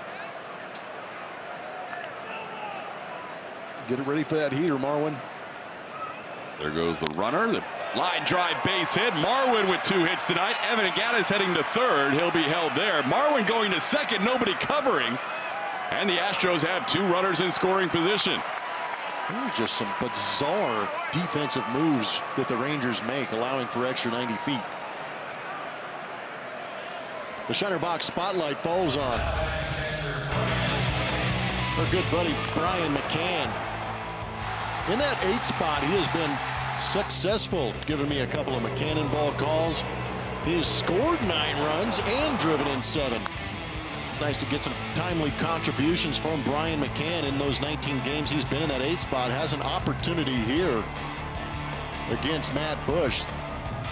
But with that base hit of Marwin Gonzalez, that brings out Doug Brocail and really gives us another opportunity. I think Alex Claudio was getting loose out there in the bullpen. I'm not sure if this is a stall for him. But Brian McCann's been putting together some good ABs, and he actually lucked out in the sense that he's up there with 2 outs and he has 2 guys in scoring position. That was a simple base hit to center field that for some reason there was a double cut, nobody covering second base. There were about 8 guys lined up to take a throw home and nobody following Marwin Gonzalez to second base. Good heads up running by Marwin to get into scoring position for Brian McCann. Absolutely had the whole play in front of him. Good to see Brian back, Julia.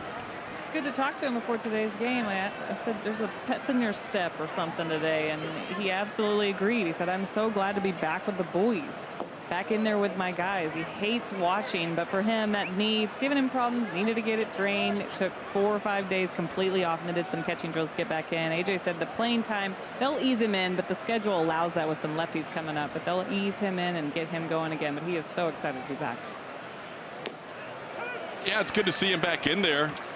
As Blumber mentioned earlier, he's had a lot of mileage behind the plate, 1,505 games as of tonight. His next start will tie Darryl Porter for 30th all-time in games caught.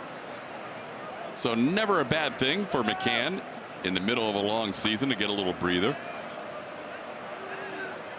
And the Astros have a veteran in the minor leagues in Tim Fedorovich they can call up to spell McCann during that stretch. Base hit here would give the Astros 2 more runs. Called strike on the inside corner. McCann thought that was in. He and Ryan Blakeney have had a little discussion tonight. It's 1-2. That has been an ongoing conversation, I would imagine, between Brian McCann and Ryan Blakeney. Not sure. Maybe the conversation could go a little bit like, I'm not sure how much time you've got in the big leagues, but you're really encouraging an automatic strike zone.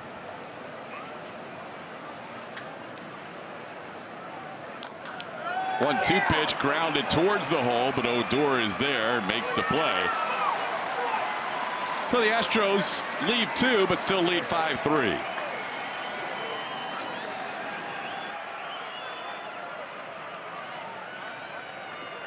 The event features a picnic buffet, an autograph session with Astros players, and family-friendly activities. All proceeds benefit local youth baseball and softball programs in the greater Houston area. For tickets and info, visit astros.com/picnic.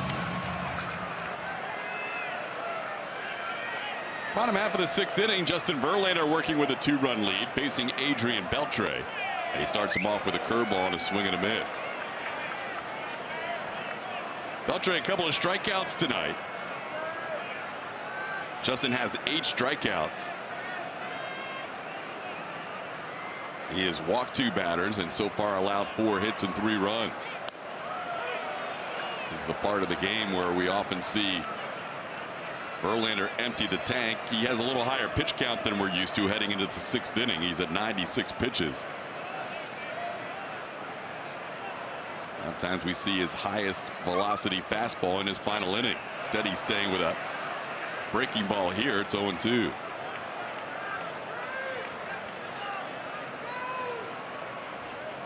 Solo home run to start the game, and then 2-run double by Nomar Mazara, the 3 runs scored against Verlander.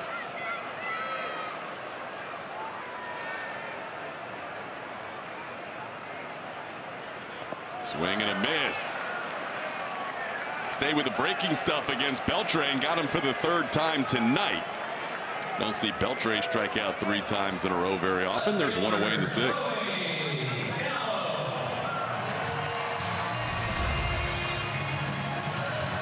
Yeah, that's that power slider. A little bit different than previously.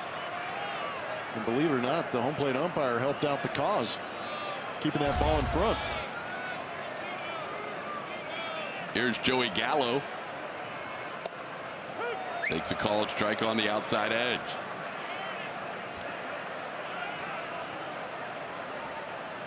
Gallo a strikeout and a walk.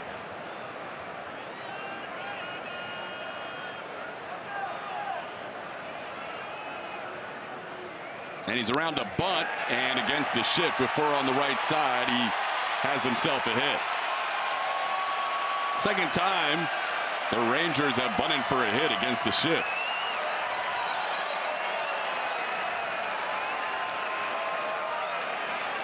That shift has worked in the favor of the Houston Astros quite a bit. And anytime you can get a guy with the prodigious power of a Joey Gallo to lay down a bunt, I'd rather have him on first base than trotting around the bases.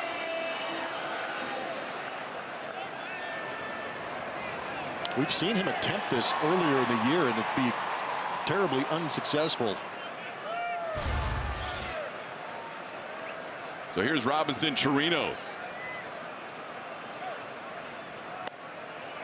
Chirinos came in with the best numbers of the Rangers lineup against Verlander. 4 for 11 with a couple of home runs, but Verlander has struck him out twice tonight.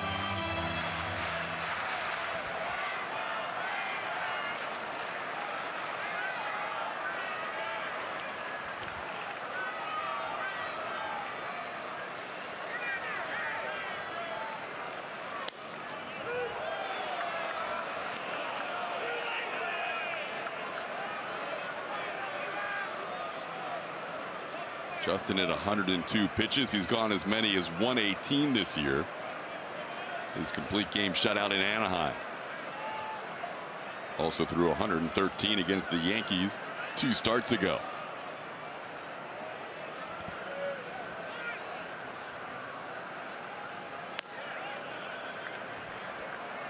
Fastball misses a little up. It's 2-1.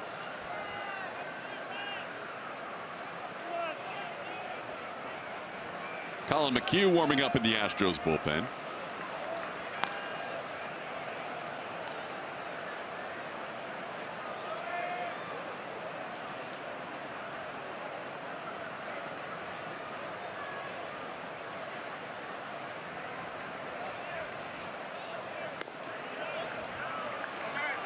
Three and one.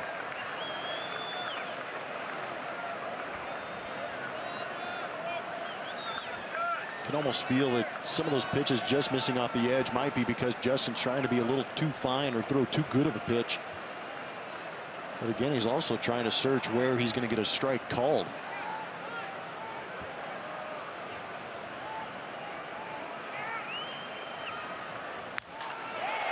High fly ball, right field. Josh Reddick is there. Puts it away for out number 2.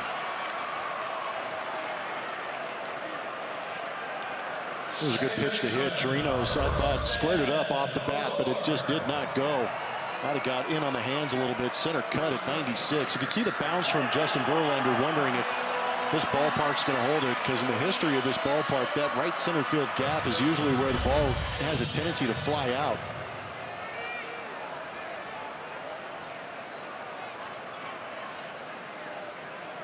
Justin just trying to get through 6 tonight, facing Rougned Odor. Mentioned his shortest outing of his Astros career in 18 previous starts was 5 2/3 innings. But some deep counts tonight. Couple of walks, 9 strikeouts, including 1 against Odor his last time up.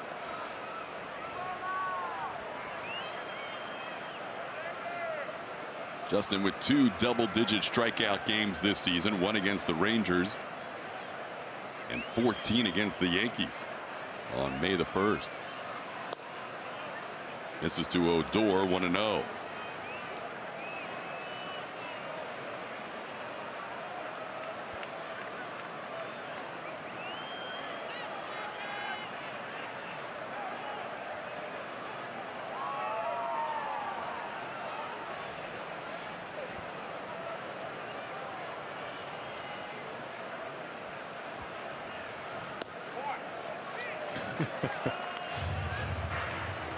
Another pretty good pitch by Justin. Slider down and in. Pitcher's pitch in that bottom inside corner, catching the edge.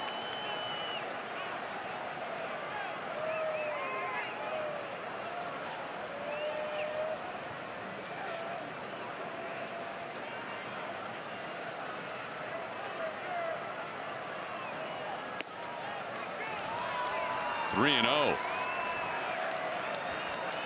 Verlander has retired Odor twice tonight. And in his career, Rougned is 1 for 23 against Verlander with 7 strikeouts. But he's got a 3-0 count here.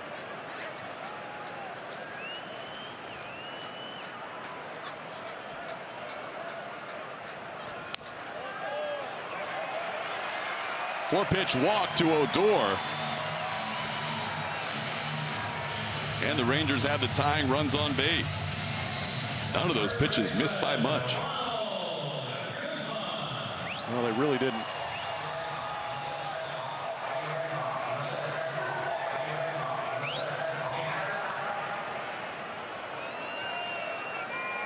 Oh, here's Ronald Guzman. Fly to left and fly to right.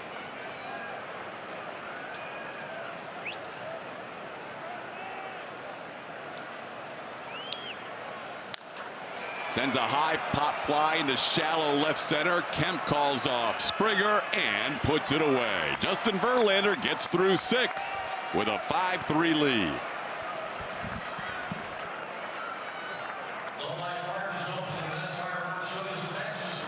About baseball 24/7.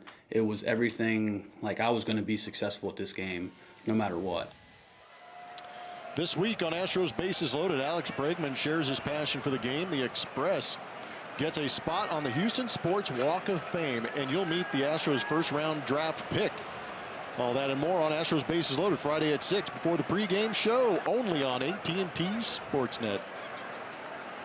Learn more about Alex Bregman.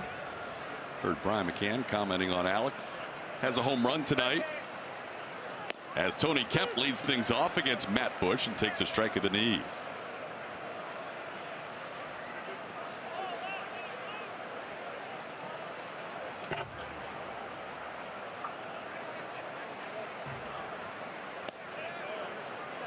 One and one the count. Justin Verlander threw a lot of pitches in 6 innings tonight. More than likely we will not see him for the 7th. Astros wouldn't mind tacking on to this 5-3 lead here, with Kemp followed by the top of the order. Been a bit of a rocky road this year for Matt Bush.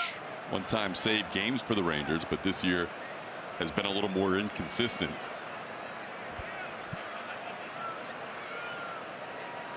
Allowing runs in 7 of his 18 outings.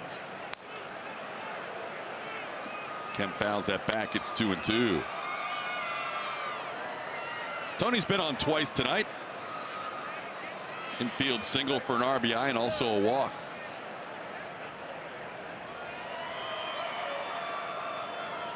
Throw that curve more to lefty hitters. You'll see that slider a little more to righties. Curve at 80, slider around 90. There's a fastball that Kemp chops, and with his speed, he is out at first base. Great scoop on a hop by Ronald Guzman. A.J. Hinch is going to check with his video crew to see if Tony Kemp may have beaten that out. Good idea. It'd be nice to see if Tony Kemp did beat that out, because he'd be that leadoff man on. They were going to ask to take him. Well, they're getting Tony Kemp off. Keep the game rolling, A.J. said.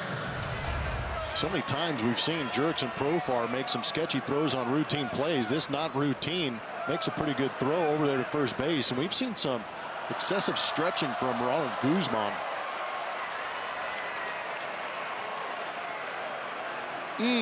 So close. You see that last stride? He just kind of clipped his toe on the dirt as he was making that last stride. Oh, really? Yeah, just a little bit. May have slowed him up a hair, and was a nice scoop or nice stretch by Guzman at first as well. Here's George Springer. Springer a ground out, 2 RBI double, and he also grounded into a double play. Check out that last right foot. Oh, dragged it. Man. In a game of inches, you need every single inch. And that time he was out by less than a stride, or less than half a stride. Here's a ground ball towards third. Beltre spins around after gloving it to his left and puts a throw on the money. No stretch necessary there for Guzman. And there's 2 outs. Well, the guy we were talking about coming into this inning, Alex Bregman, steps to the plate. Bregman a home run in 3 at-bats, now has a 7-game hitting streak with an OPS right around 1,000 during that time.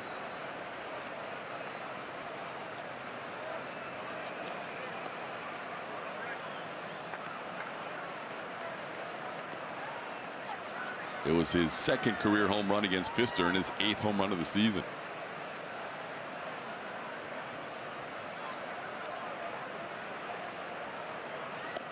Doug Pfister had to leave this game 1 pitch into the 6th inning. Matt Bush came on out of the bullpen. Got to warm up as long as he wanted due to the injury, and here he is in his 2nd inning of work.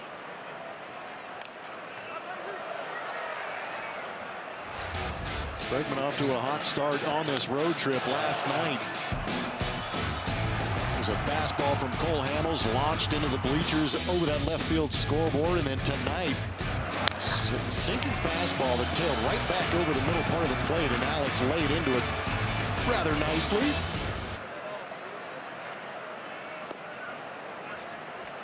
Has a 3-1 count here.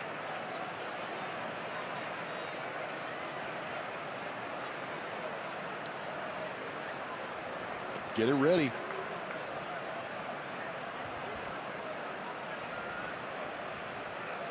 Didn't mean to.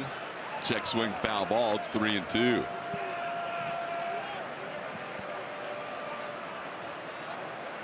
Colin McHugh, who was warming last half inning, has continued to throw, so he'll be the next pitcher for the Astros in the bottom half of the 7th inning.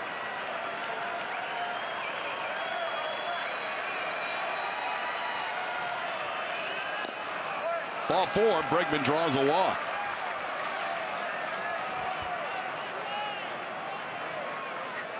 Superhero Day is coming to Minute Maid Park on Sunday, June 24th.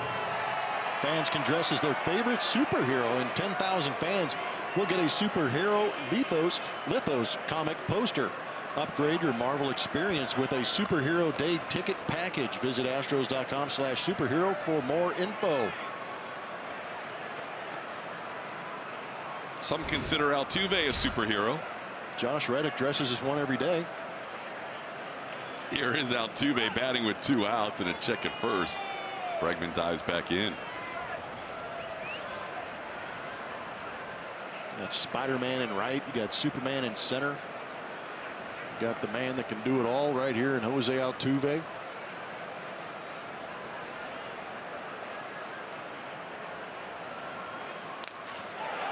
He sends one to center field, pretty well hit. The shield's all the way back, looking up, and hits on top of the wall and is gone. A home run, 2-run shot, Jose Altuve, and the Astros lead this game 7-3. Just enough to hit the top of the wall and go out here at Globe Life Park. Is Mighty Mouse a superhero? Yep. Then you got your one big-time superpower right here. Jose Altuve going to that bullpen area where I said that ball travels a little bit. Delano DeShields, I think initially off the bat thought he had a beat on it, but that ball just refused to come down because he put such a good charge into it. What a great piece of hitting on a fastball up and away.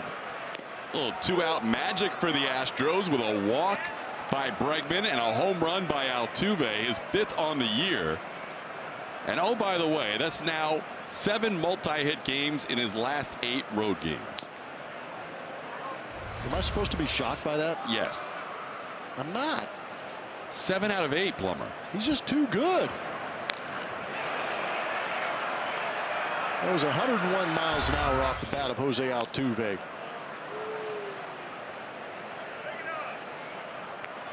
You get 7 multi-hit games in a month. That's solid. But in 8 games, he's pretty good. Gosh, that was a flat swing right through the zone. And the no-look catch on the bat. What can he do? Gurriel punches one into right. Flagged down by Nomar Mazara for the final out. But 2-out run score on the home run by Jose Altuve, and the Astros lead this game 7-3. Now we'll turn it over to Kevin Eschenfelder and Mike Stanton in our Rooms to Go lounge. Of course, at SW, which all-time great pitcher would you like to see face off against Justin Verlander? Sandy Koufax is the winner in tonight's poll with 42%. Takes it over Pedro Martinez. We had a few write-in candidates tonight. Thank you for those tweets as well. We read them. Sometimes we show them on the broadcast, like Justin Verlander, Bob Gibson from Steve. Miriam would like to see Fernando Valenzuela. Ooh, that's a good one. We have a lot of these. The big unit. And there's Nolan Ryan. You knew we'd have a few of those, right, guys? Yeah, I think Gibson was the leading writing candidate tonight. A good job by fans on tonight's Stro poll. 7th inning stretch time here at Globe Life Park. It was 5-3 with 2 outs and nobody on for the Astros in the top half of the inning. Alex Bregman drew a walk. And then Jose Altuve with a 2-run home run, and now it's 7-3. But either way, whether it was a 2-run game or now a 4-run game, Colin McHugh was going to pitch the bottom half of the 7th inning. It's good to see, AJ. Giving Colin McHugh what would have been a high leverage spot, because originally in the beginning of the year he was more the long guy, maybe middle inning guy, and now he's earned his way towards the back end of the bullpen. No, he's done an incredible job very humbling to get taken out of that rotation, but he's taken the bull by the horns and done a great job with that 1.32 ERA. And he's gained a little bit of velocity out of that bullpen. Sometimes you'll see those starters move into that bullpen knowing they're pitching a shorter amount of time out there. They'll ramp up that velocity. I think that's benefited Colin McHugh. We've seen him touch 94 a couple of times. And again, that slider that he picked up last year has been incredibly effective also to create some swing and miss. So Verlander with 6 innings of 3-run baseball. In his Astros career is the second most runs he's allowed in 19 starts, which sounds absurd. 3 runs is not a lot, but that's how good he has been. Still counts as a quality start as McHugh faces number 9 and then the top of the order, DeShields, Chu, and Jerks and Profar. It's a quality start for mere mortals. Verlander isn't accustomed to giving up those many runs. It's crazy. His 18th best start out of 19 is a quality start. In his regular season starts, that is. Foul to play. McHugh ahead 1-2. It was not the best of nights for Verlander, and I think he got frustrated a little bit on that Nomar Mazar at bat where 2 runs scored. It very easily could have been a 6-inning 1-run appearance, but didn't get a lot of calls tonight behind the plate. At least 6 pitches, literally the entire baseball in the zone, that were not called strikes.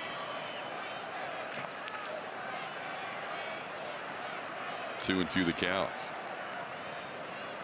McHugh's given up a few single tallies in recent outings, but still on the season, very good numbers.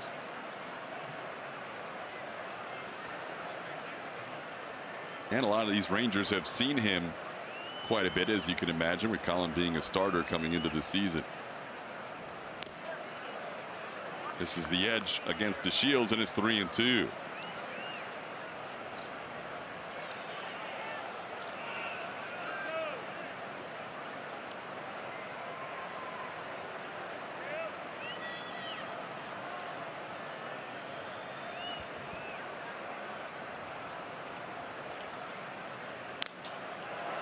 Ball sent into center field. Springer and Kemp converge. George calls off Tony and makes the play for out number 1. Justin had to fight through some of the weather. It was extremely warm here this evening, but we still saw some great pitches come out of that brilliant right arm. 9 strikeouts. At one point we saw 5 in a row early on while the fastball's elevated. Good 12-6 breaking ball and the occasional slider to get some swings and misses from left-handed hitters. It was good to see him battle. Didn't get too frustrated with the strike zone he wasn't accustomed to seeing. That's why you see the 3 walks. And again, those 3 runs he's given up tonight is only the 2nd time he's done that this season. And that's the highest run count we've seen from him. Yeah, 4 runs against the Orioles, 3 earned. Man. And then 3 earned runs tonight. In 19 regular season starts going back to the 5 last year, those are the 2 highest totals. Every other start, 2 earned runs, or 2 runs or fewer in the other 17. Here's Chu. He accounted for 1 of those runs with a solo home run. First pitch Verlander threw tonight.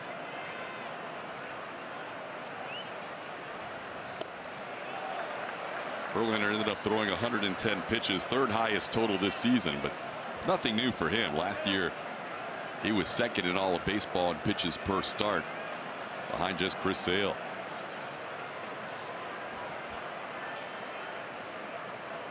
Chu has been on base 3 times, a home run, a walk, and a bunt single. He has scored 2 of the Rangers' 3 runs.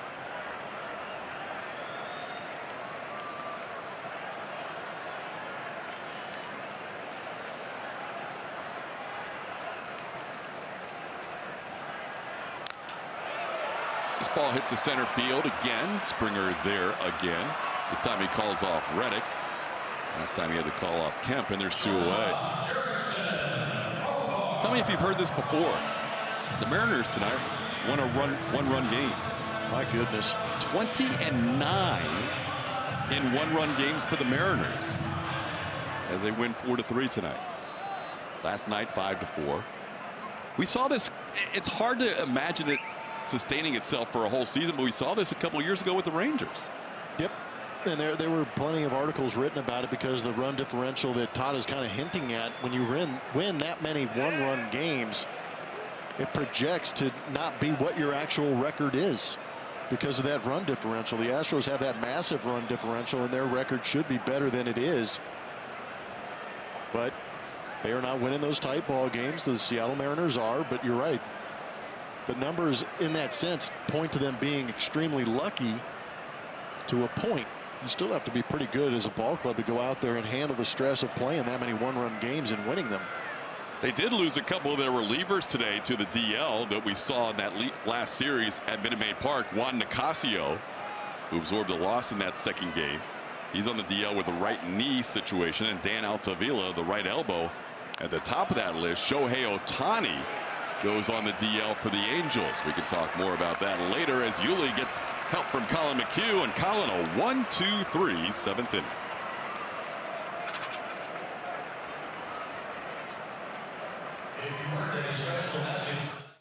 Brought to you by Nissan. A lot of correct answers. Even Todd got this one. Brave New World, Fear the Beard, Metroplex. Who could it be? Evan Gaddis, El Oso Blanco. Acquired from Atlanta in 2015 and played high school and amateur baseball here in the Dallas area growing up. Well, his friends and family are enjoying this series. Evan with a little homecoming. A couple of hits last night, including a home run. Drove in 3. Tonight, 2 more hits, scored a run. And he leads things off against the new Rangers pitcher, Tony Barnett. The Astros have seen Tony Barnett quite a bit. A lot of cut fastballs around 90 miles an hour. Occasional curveball, split finger, and the fastball top out around 93 miles an hour. Homecoming for Gaddis. Homecoming for Julia Morales. You have more on Evan here as he sends one to center, Julia. For Evan, a little nostalgia as he comes back here every time, but on this day he was drafted 8 years ago, and he said that right after he got drafted he actually came to this ballpark and watched a ball game, and Vladimir Guerrero hit a home run, so he remembered it well. But he watched a lot of games at this park growing up, and like we said last night, lots of friends and family, so sometimes those homers are a little bit sweeter when they're here in Arlington. Yeah, his swing has looked so much better lately. It's great to see. Here's Josh Reddick taking a strike. So you get drafted, come right out to a big league game.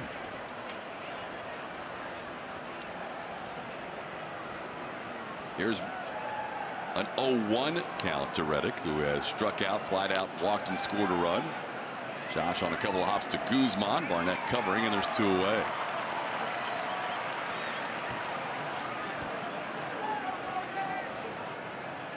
Astros led this game 4-1. Guzman made it, Mazzara made it a 4-3 game. And then the Astros last inning, after Alex Bregman hit a solo home run to make it 5-3, would score 2 more on the Jose Altuve 2-run homer.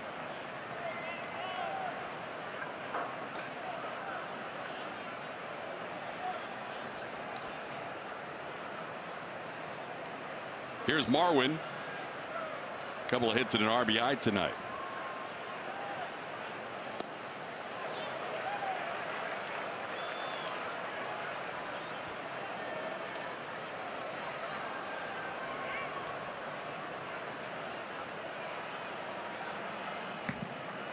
Marwin continues to inch that batting average up. It's been a good run here the last 9 games. After a struggle early, he's closing in on 250. Only a 245, takes a pitch for a ball. It's 1-1.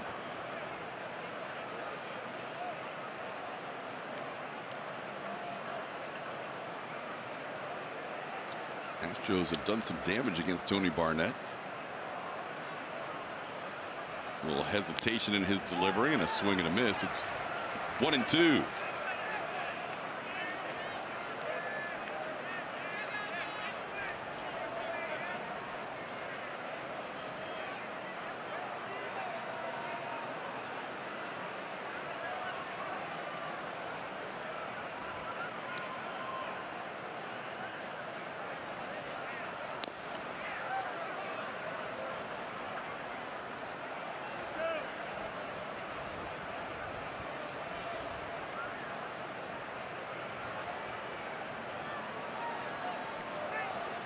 Marwin playing shortstop tonight. No Carlos Correa.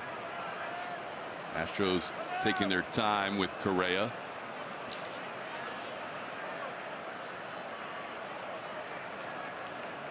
Julie gave us the update. We may see him at some point in this series, or we may not see him until the team heads to Oakland. The Astros are going to make sure he is absolutely 100% healthy and not rushing things in early June.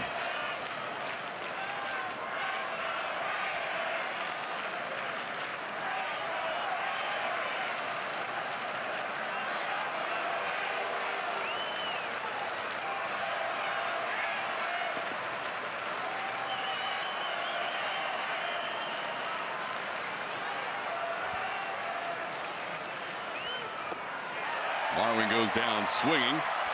Well, Barnett, a nice 1-2-3 eighth. We head to the bottom half of the eighth at 7-3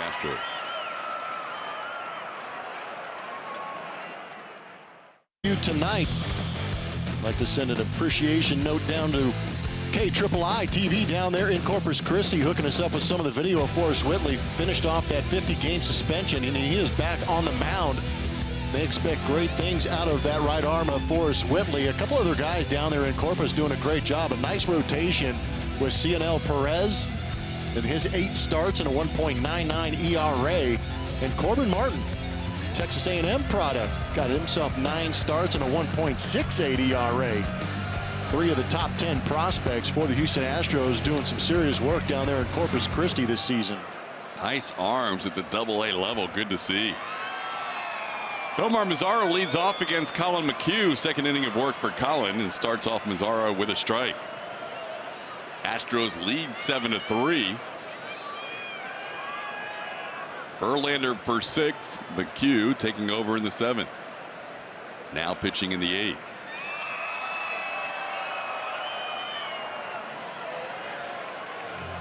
Mentioned the versatility with Colin McHugh. He can give you a quality inning if you need it. He can also go 2 or even 3.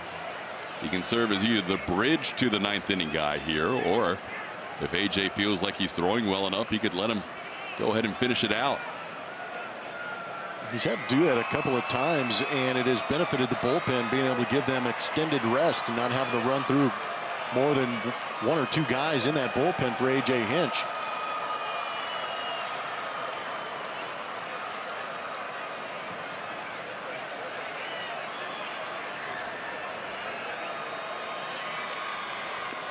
Swing and a miss at the fastball. McHugh strikes out Mazzara to start the 8th. In a way, McHugh's almost becoming what Brad Peacock was last year. In that former starter, move to the bullpen, can give you a high leverage inning if you need it, or can give you length if you need it. Nice to have, and that allows Brad Peacock to assume a different role now this season too. Now McHugh facing Adrian Beltre. He fouls one back. Beltre had a tough night tonight against Verlander. He struck out all 3 times. 3 of the 9 strikeouts for Justin.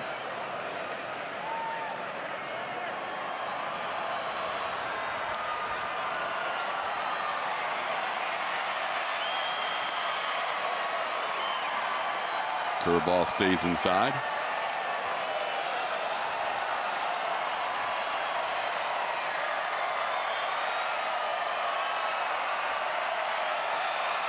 Beltre tonight playing in his 2,849th game.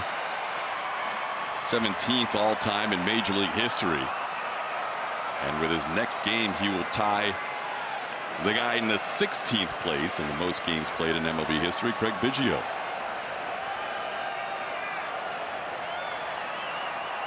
He's played 2850 in his career.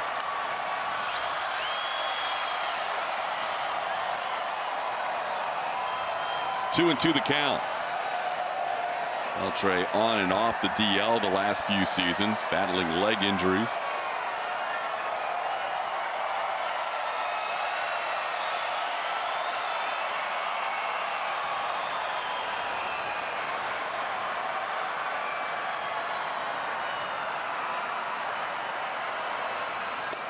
Swing and a miss. Adrian Beltre strikes out for the 4th time tonight.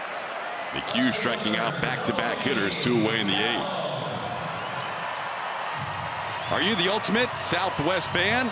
Arkansas. June is your chance to show your spirit. Use hashtag UltimateSWFanArc on Twitter to show us, and you could win a VIP experience. So tweet now and win big.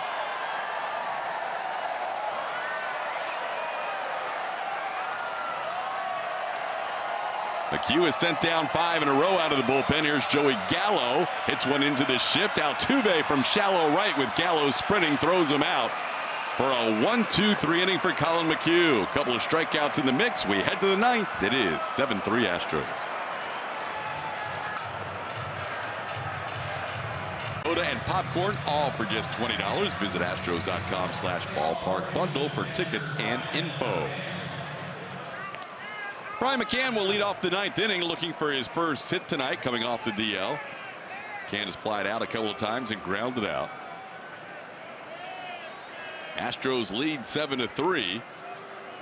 2 solid outings, or 2 solid innings in the outing from Colin McHugh. And it looks like he may not finish the 9th. The Astros getting bullpen action started here as we begin play in the 9th inning.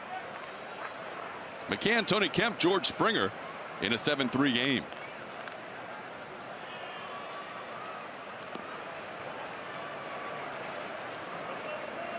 Takes pitch down and outside for a ball, 1-0. Will Harris, who pitched in last night's game, loosening up for the Astros.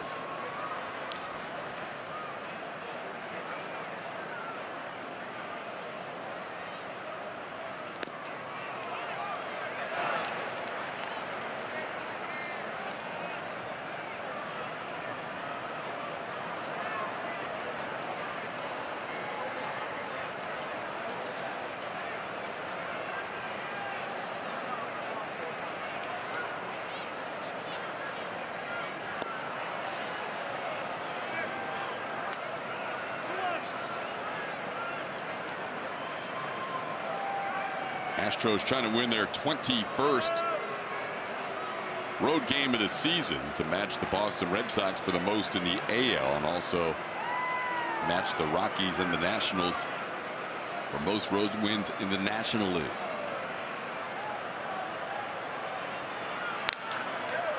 McCann has himself a hit.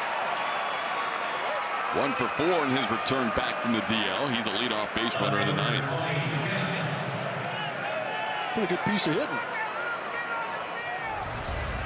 Coming right back at you. Fastball up and away. Get on top of it. Hit it hard. It's good to see Brian McCann doing. He is one of those guys that sees the shift quite a bit when he's standing in the plate. Tony Kemp, the batter. RBI infield single and a walk in 2 at-bats. Also grounded out. Takes one outside for a ball.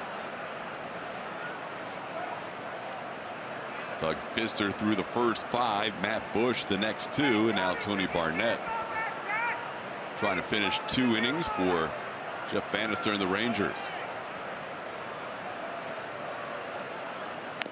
Rangers came into the series having won 3 out of 4. They're facing Garrett Cole and Justin Verlander to start the series is never an easy task. And the Astros put some good at bats tonight against Doug Fister one night after putting some good ABs against Cole Hamels. Hard hit ground ball towards second, bobbled by Odor. That'll cost them a double play. Astros have already hit into 2 tonight.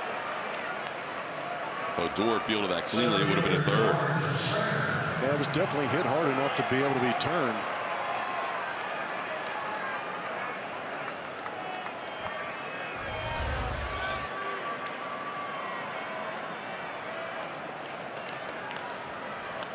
I was waiting to see if he got the in-between hop. That was a little bit of a long hop.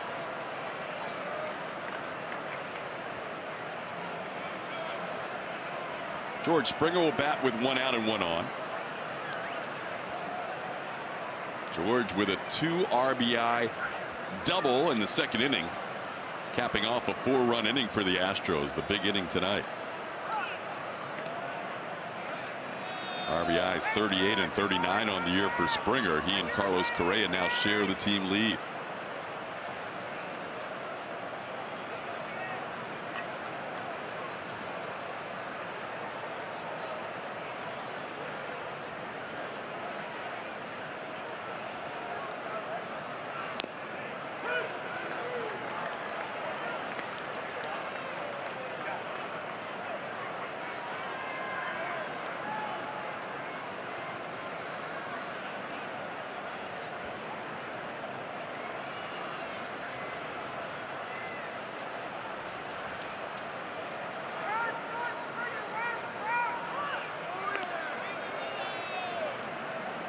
Astros started the season winning 3 out of 4 here in Arlington. Trying to improve to 5-1 at Globe Life Park. Last year they were 7-2 here. Quite a stark contrast to the previous 2 seasons when they went 2-8 and 2-8. Yeah, that wasn't fun. It was a heavy clubhouse when they used to come through here. You see the script has been flipped. It's a good idea to keep an eye on Tony Kemp too. It's only a 4-run lead, and as we've talked about and as we've seen here in recent days, the Astros are racking up double plays. A good way to stay out of it is to have that guy take off, steal second base. Not only does it put himself in scoring position, it also takes away the double play.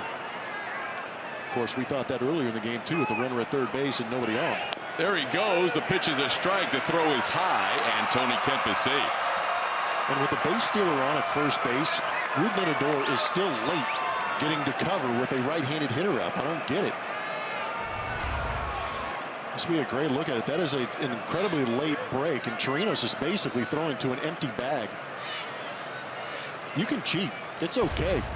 Especially if you're on the offside. Again, if you're on the pull side, you got to hold your ground a little bit longer. But if you're on that offside, you can creep a little bit. You'd like to see him move with the pitch. Yeah, absolutely. Take a couple of steps in and then break to the bag. You'll see Jose Altuve and Carlos Correa and some of the really good infielders do the same thing. They want to give that catcher a good target as they pop up and throw down to second base. Now puts a runner in scoring position for Springer. Down to the count 0-2. It's not been Odor's best inning. Could have turned a double play if he fielded the ground ball cleanly by Kemp. And a little late covering as Tony stole second. For the second night. Saw it last night with Jose Altuve stealing second base. Took one off the coconut. And then both middle infielders failed to cover second base on a Marwin Gonzalez single earlier tonight that he turned into a double. Yep, that was a great read by Marwin, running with his head up. AJ and Jose Altuve had a long conversation during this at bat.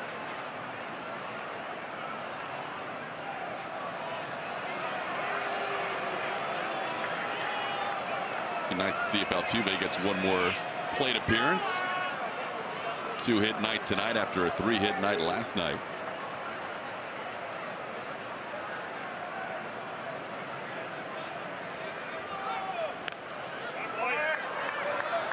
It was funny when AJ was mic'd up, not on our broadcast, but for Sunday Night Baseball a couple of Sundays ago. Very few players talked to him. And I told him afterwards, I'm like, it totally showed you in a different light than what the reality is, because players are chatting with AJ the whole game. They are. But there is no better player repellent than a microphone, especially during gameplay. That's sacred ground in there. Barnett able to strike out Springer for out number 2 in the 9th inning. That's the second strikeout for Barnett. And Alex Bregman will bat with a runner on second and 2 outs. McCann hit a home run in that game. AJ was saying something to McCann, and Brian barely acknowledged him. That's not how that works in the dugout. AJ said something to Altuve about letting a pop-up drop and then getting a runner forced at second to put a slower runner on first, and Altuve barely acknowledged him. That's not how it works in the dugout. Not at all. So it was an interesting case study with a microphone on AJ, but You saw Altuve and AJ having a long conversation prior to this at bat by Bregman. Alex, home run, making it a 5-3 game back in the 5th inning. Also walked and scored a run on Altuve's home run. Turned out to be a big 2-out rally there with nobody on and 2 outs in the 7th. 2-out RBIs are so nice. Bregman drawing the walk. Altuve into right center field with the home run.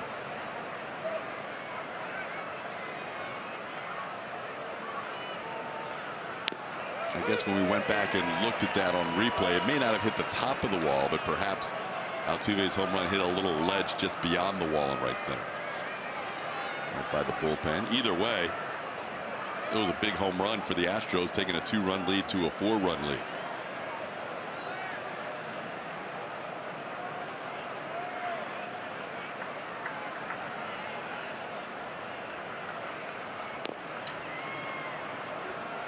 One and 2 the count.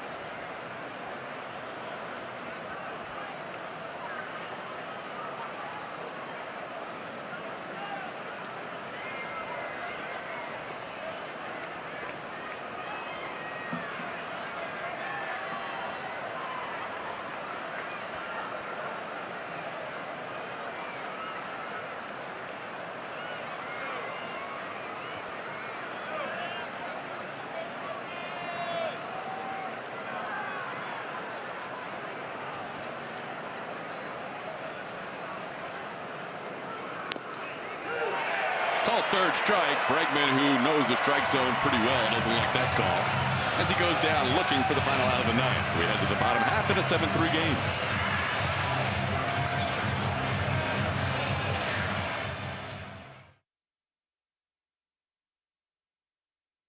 By Arctic, overbuilt, not overpriced.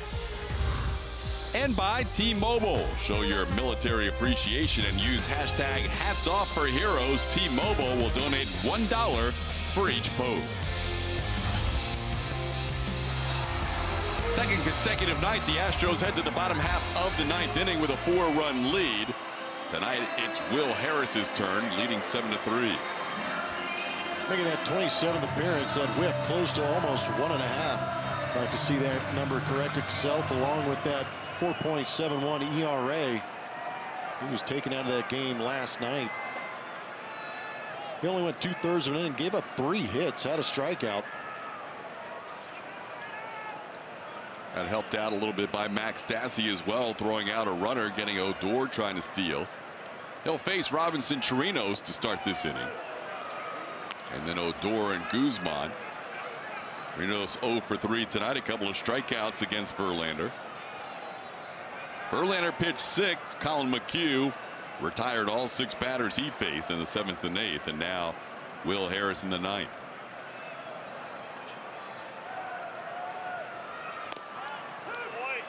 Will jumps ahead 0-2.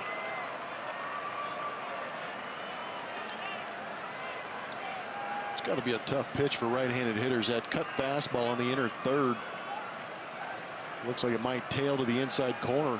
And it ends up cutting and staying on that inside corner for the called strike.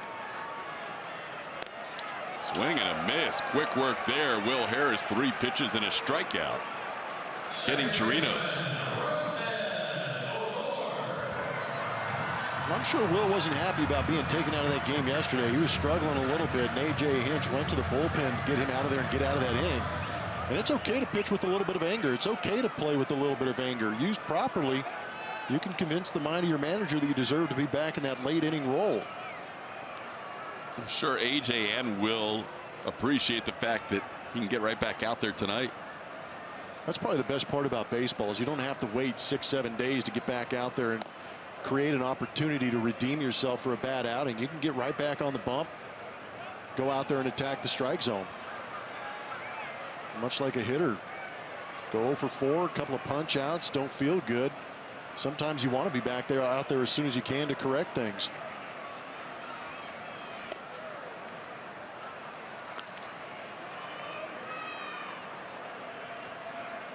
Two 2-0 the count to Odor.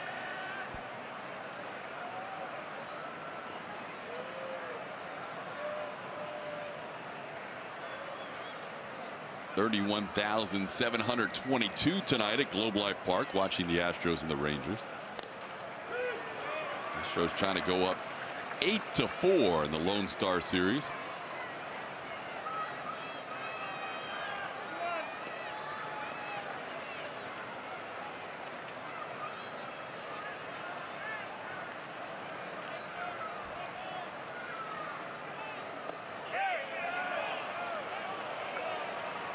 No swing there. It's 3-1. Justin Verlander's 5 hits he allowed tonight were a solo home run by HOU, a couple of doubles, one by DeShields, and a 2 RBI double by Mazzara. And then bunt base hits. HOU bunting against the shift, Gallo bunting against the shift. So other than a bunt hit, the Rangers did not have a hit since the 3rd inning. A line drive to George Springer, and Odor's retired. He's 0 for 3 now. 2 outs in the 9th. First baseman, Ronald Guzman. They'll bring up Ronald Guzman. Guzman's flied out 3 times, twice to left, once to right.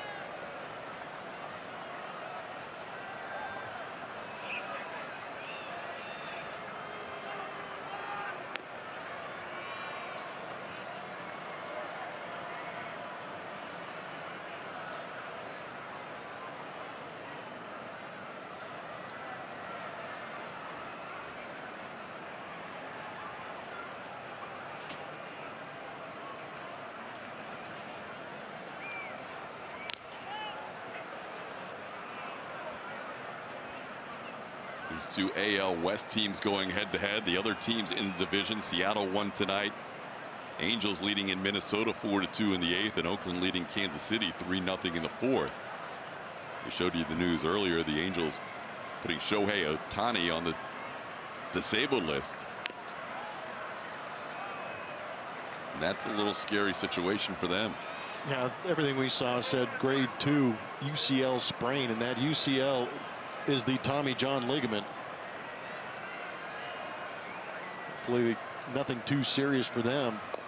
As much as you feel it's tough to face him, he is a lot of fun to watch on the field. And it's interesting that for me that they took him out. I know he had a little bit of a blister issue too, so it might be calming that down, but it's interesting that they took him off or put him on the DL and not even allowing them to DH.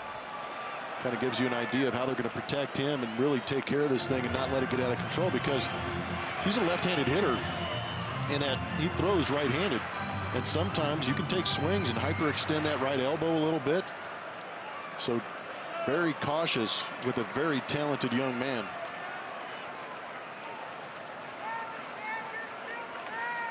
Rangers down to their final strike. The 3-2 pitch is foul out of play. Astros will see the Angels in that first series coming out of the All-Star break. Be interesting to see if Mike Scioscia stays with a 6-man rotation or if they go back to the normal 5-man. They were kind of working that around Ohtani's schedule. 3-2 pitch, and the ball game is over. Swing and a miss, strikeout. Harris ends the game. Picked up a couple of strikeouts in the inning. The Astros win the first 2 games of this 4-game series and also the first 2 games of this 10-game road trip. Final score tonight, 7-3, as Justin Verlander picks up the win for the Astros. We'll have more, including the post-game show, coming up right around the corner.